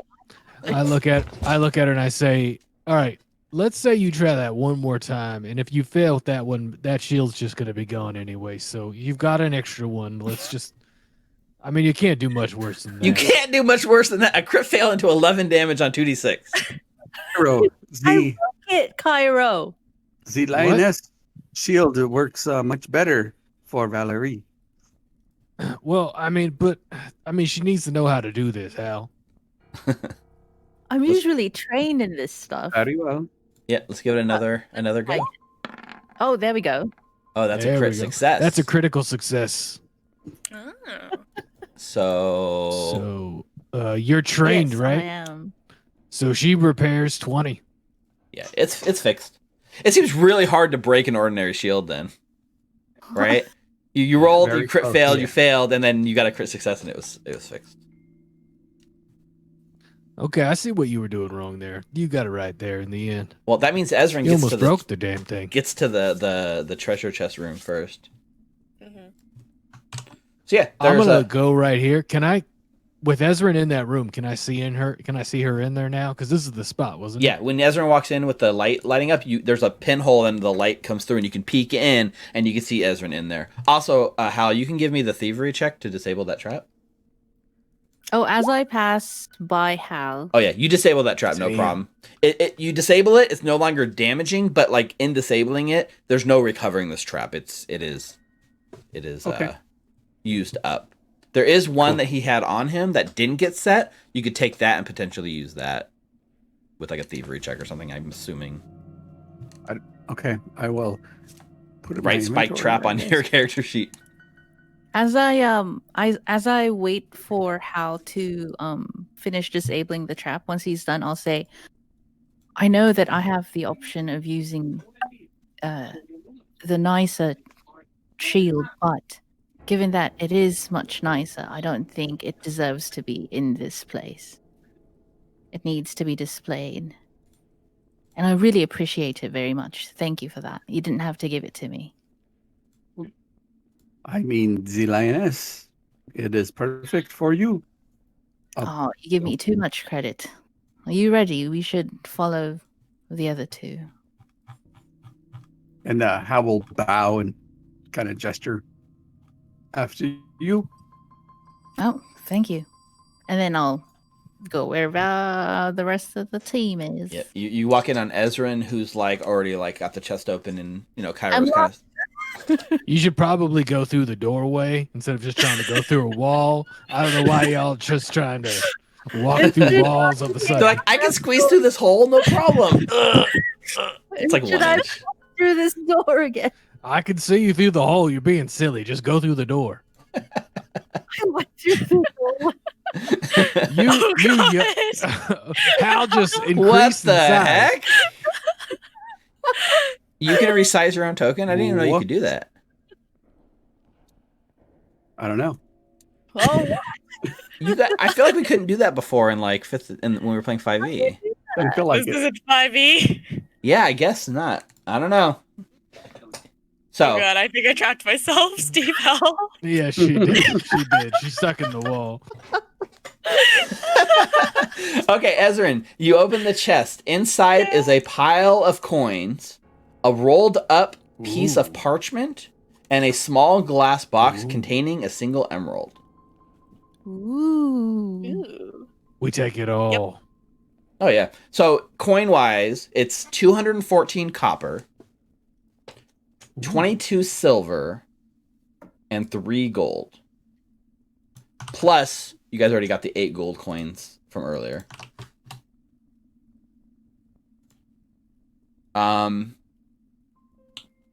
Like Ezrin, like looking over the scroll, this is definitely a scroll with a spell inscribed into it, and it's Ooh. a scroll of magic missile.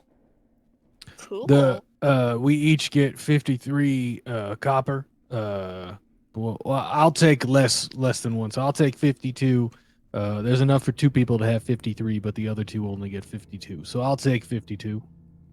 I'll also take 52. So by using the scroll, right, you can pull out the scroll and cast magic missile from it, which uses up the scroll, but you don't have to have the spell prepared or anything like that. No sick.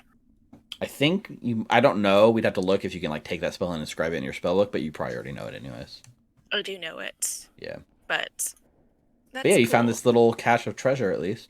There's also the little gears that, you saw Valerie tucked behind the chest that you were going to take a look at earlier, but accidentally engaged the kobolds.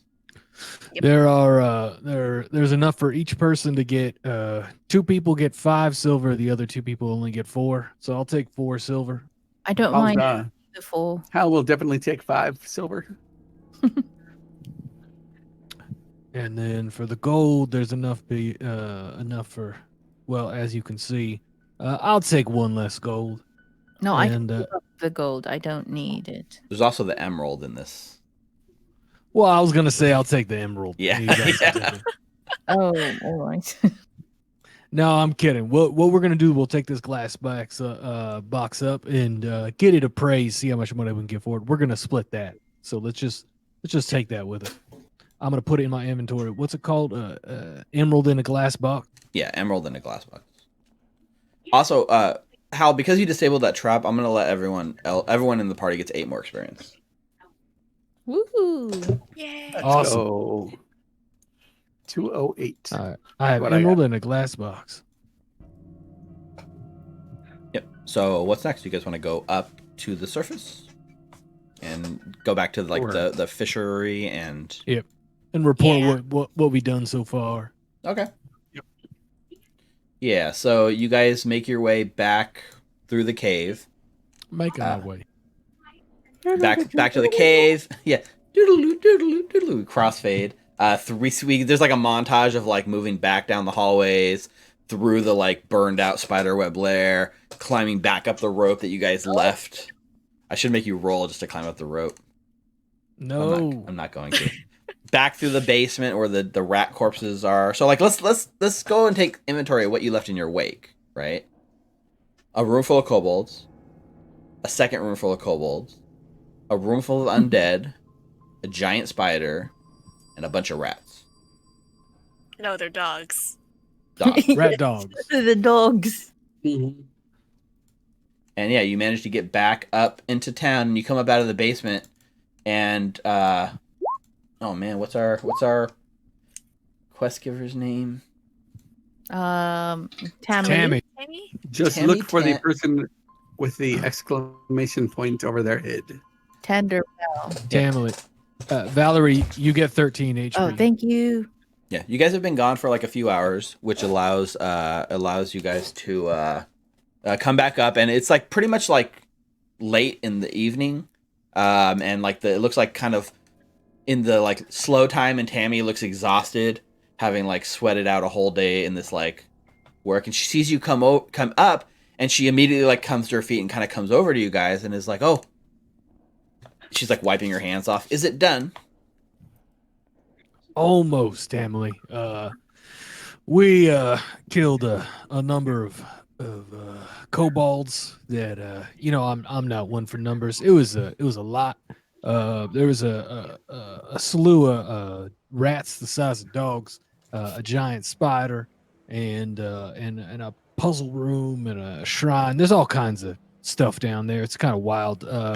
the last room we fought in, though, there was they were guarding a door that went deeper down, and we had a feeling it was time to call it a day. If you don't mind, we're gonna go back down tomorrow and make sure there's nothing else down there that's gonna give you any trouble. Because I gotta tell you, Tammy, the fish here are gosh darn good, and I don't want anything coming up and stealing them from you. Well, I definitely appreciate that. I you guys look very like is that person like have a like bruised? Is that a black eye? Like what happened? You guys look kind of roughed up. Yeah, it was rough. Okay, I feel bad. I feel like I know I'm hired you, but I still feel bad about this.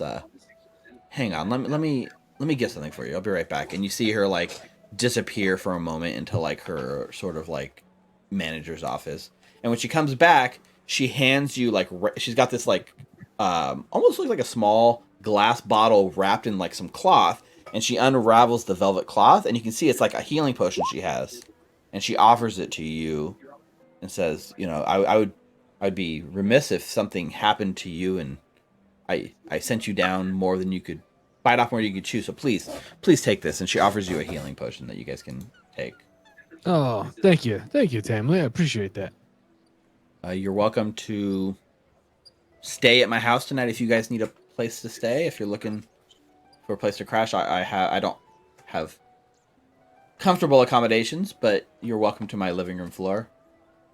Would you happen to have any more of the fish that you so famously serve at this establishment? Cairo's quite fond.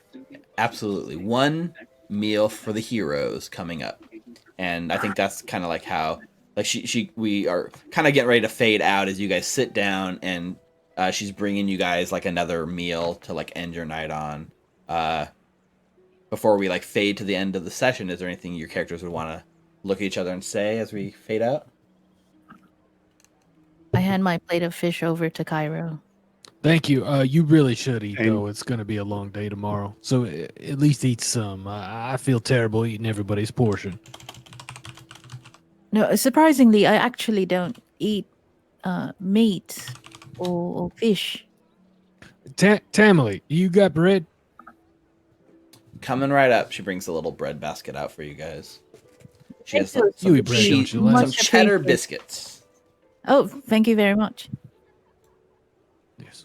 I'm sure we can rustle up some greens for you if you need some of those. That will work perfect for me too. Caro, here, I saw how you, well, Ezrin, am I right? Devoured the other fish. So please take some of my fish, and I will enjoy the cheese and bread. Beautiful. I just make like a pile of fish on my plate, and I look at Ezrin. Ezrin will just pick at will eat her portion dutifully, like a normal person. Nice. And I use a spoon, but I eat voraciously. Y'all are wonderful companions, and I know by the light of Saren Ray, we will vanquish whatever boss is down in that down those stairs. I know we'll take care of it. I know it's only as long as the lioness is in the front, I feel we will be victorious. Oh, that's too You're much fucking right. confidence in me, Hal, but I appreciate it.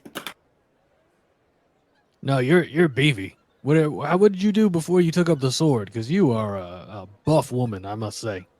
Oh, thank you very much. I'm actually very proud of how, I guess, big I've gotten ever since I was younger. I used to work at a farm. I used to tend fields, yeah.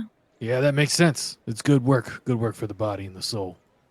I know all this money is actually very foreign to me. Also, I do want to say, I know I've only known you lot for a couple of hours, but I felt like I've known you all for weeks. And very rare for me to feel that way. And I've been with other groups. So I have a good feeling about you all. I'm not very trustful of anyone. And I'm not saying that I trust you all yet. But I do feel safe. And that's the thing. I hope you're enjoying your fish, Cairo. Oh yeah, I Well- trust all of you because you've given me fish. I mean, that's all it really takes. Oh, Hopefully, we can make this coin more familiar to you, because this is really, unfortunately, what drives everything forward. Yes, greed of financial gain is a terrible sin, but you know, greed for fish is smiled upon by Saren Ray. Ezra pats Val on the back. You're a good woman. Good fighter.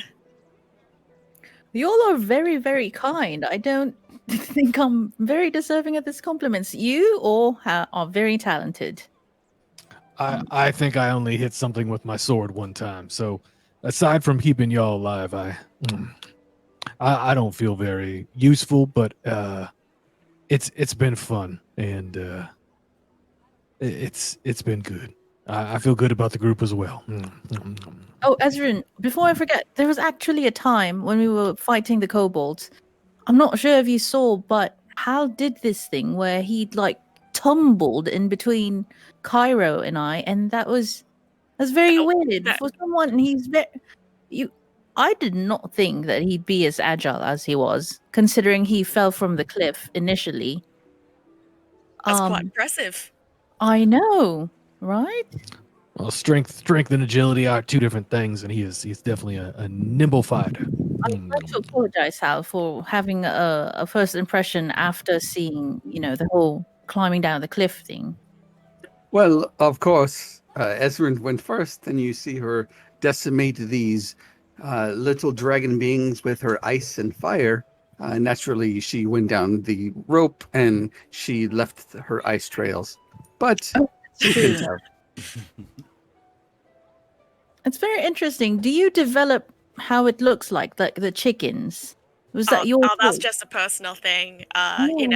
Sort of like expressing your soul. Right. And you have liberties in that because you're the one that created the spell, yeah? No. I just learn it. Oh. That's very interesting. You all are very interesting. You are just as interesting as the rest of us. In a good way. So I think you guys spend the rest of the night like trying to out-compliment each other. Everyone's so kind. Yeah, and then we kind of fade to black, and that's where we end like tonight's episode. So congratulations, you guys. There's some artwork I wanted to share with you guys.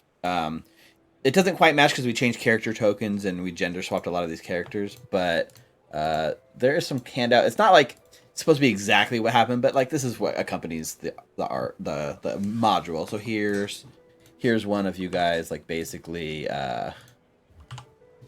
So just gender swap those, and that's It's Halrisi Yeah. and Valerie. and Valerie, yeah, like fighting kobolds together, right? Yeah.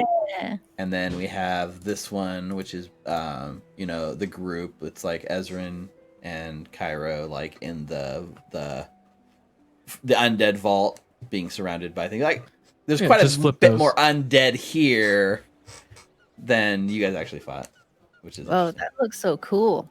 But it's pretty cool artwork. These are And nice then- artwork. Hmm. This one here is just like almost like Cairo doing the turn undead or whatever, or like hitting the Mhm. negative energy blast on the undead, I guess.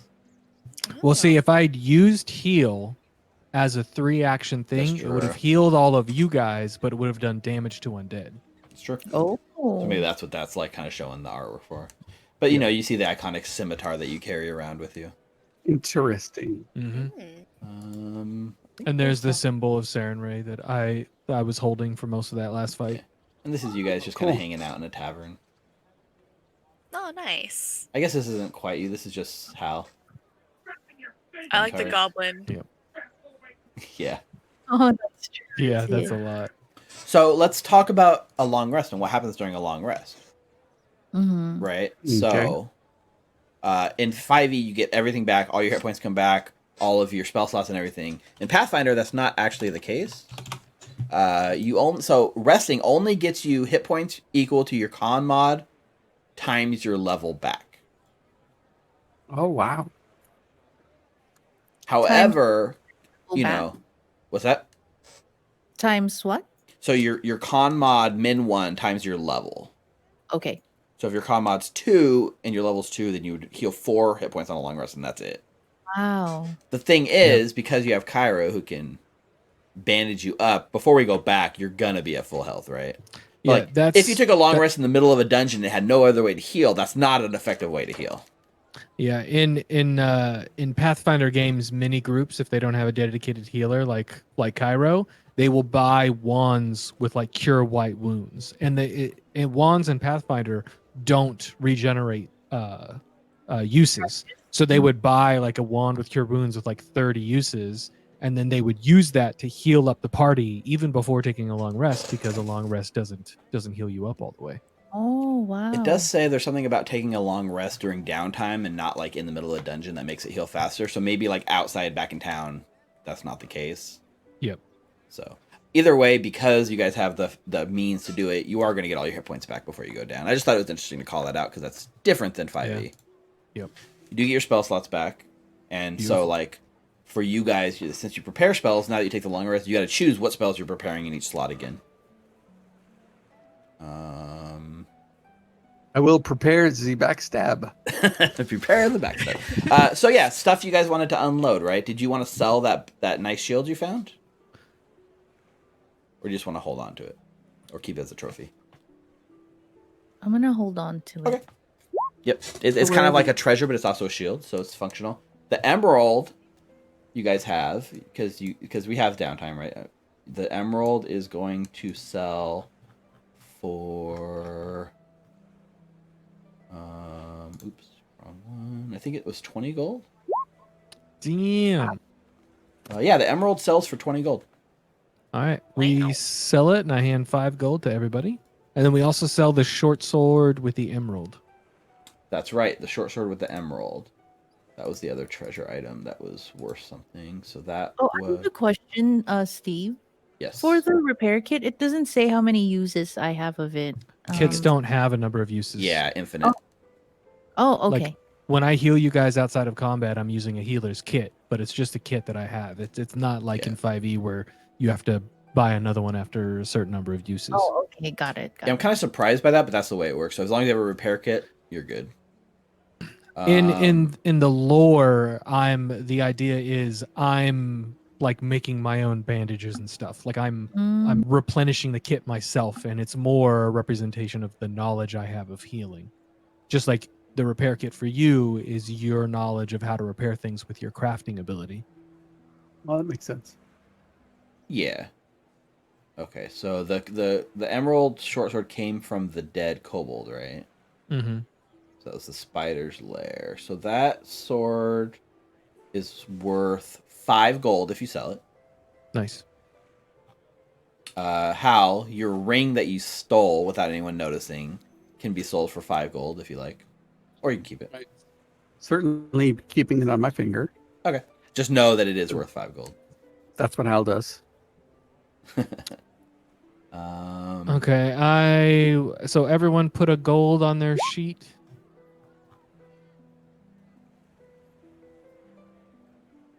And then for the short sword, yeah. And you can take the one, because you didn't take one earlier, right? Oh, that's true. That'll even it out. Yeah. So now I'll get that gold back. Yeah, I think so that we was should all the all treasure. have 10 gold. That was I have all 9 the- gold. 50 copper, 55 silver. Yeah, I've got. You might have 52 started with copper, different amounts of gold, 54 too. silver. I don't know. What was the Yeah, I started with 1 gold. what was the amount that we got in the last? Because you said something about there was 3, and we didn't distribute it. 3 gold, right? No, we distributed Oh, it. I didn't get gotcha. one, so you should have added one to your Okay. sheet then. So we Very should good. all have Yep. 10. Got it. Nice. Okay. The necklace with the like shell on it doesn't seem valuable enough to sell. Nobody's interested in buying that, so it's not worth money, treasure wise.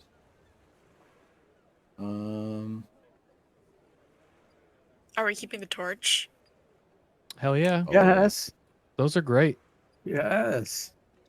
I will buy it from you, Ezrin, if you do not want it. Well, I can't. Fuck this. I keep on getting mixed up with my accents.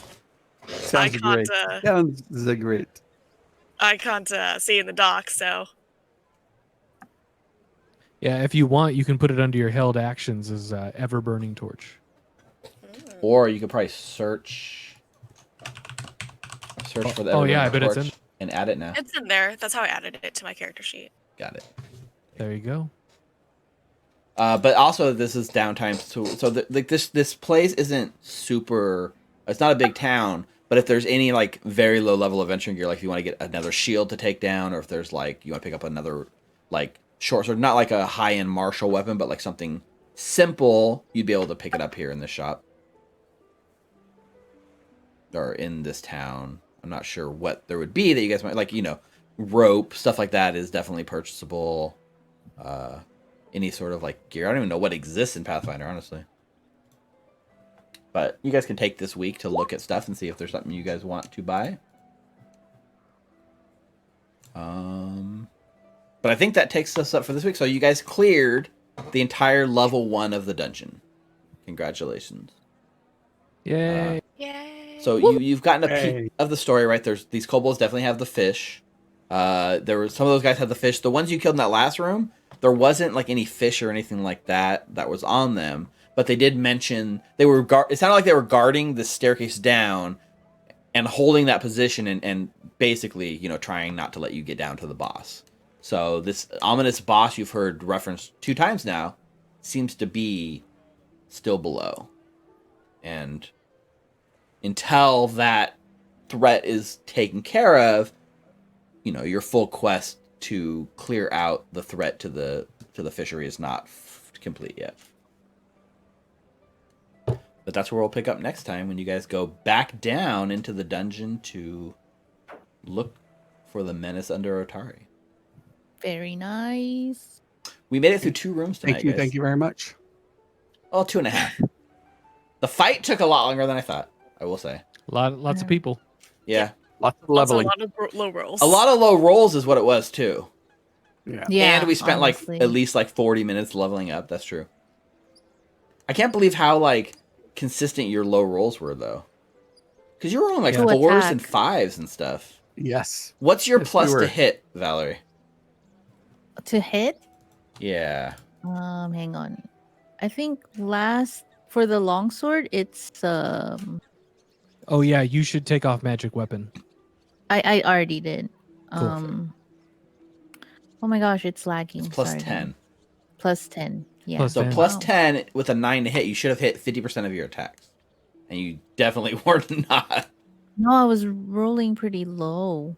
Also, Cairo, you did not use your hero point tonight. I know. I didn't really roll.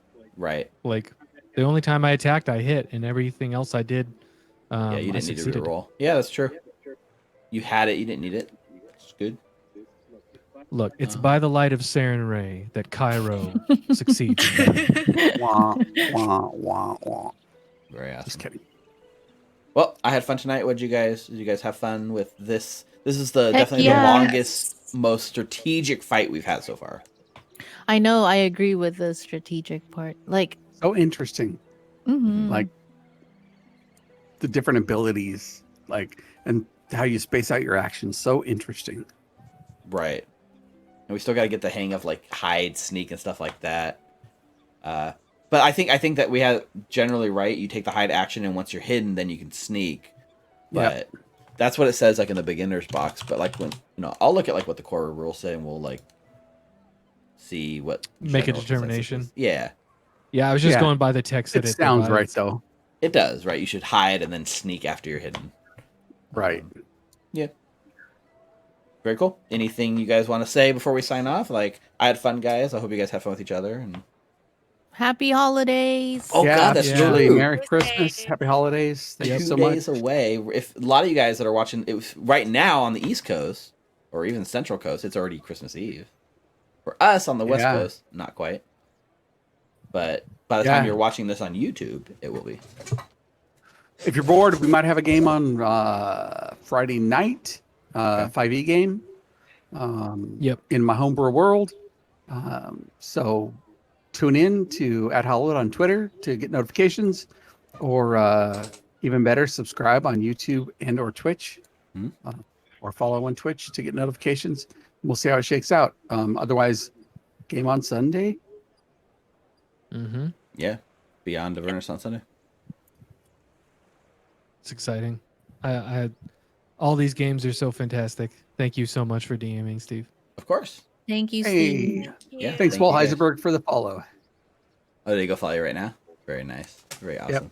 If you're watching this channel right here and you haven't yet, click follow down below on Twitch. If you're watching this on YouTube, click the subscribe, please. Just, throw us a bone. It doesn't take you much. And that'll be your Christmas present to me. Thanks. Yeah. All right. We will see you guys next Wednesday at 7 o'clock for the next installment of Menace under Otari. See you guys. Woo! Yep. Menace Bye. under the Otari. Bye, everyone. Take The it easy. Otari 2600. Yep. Yeah. From the Otari 600s. Goodbye.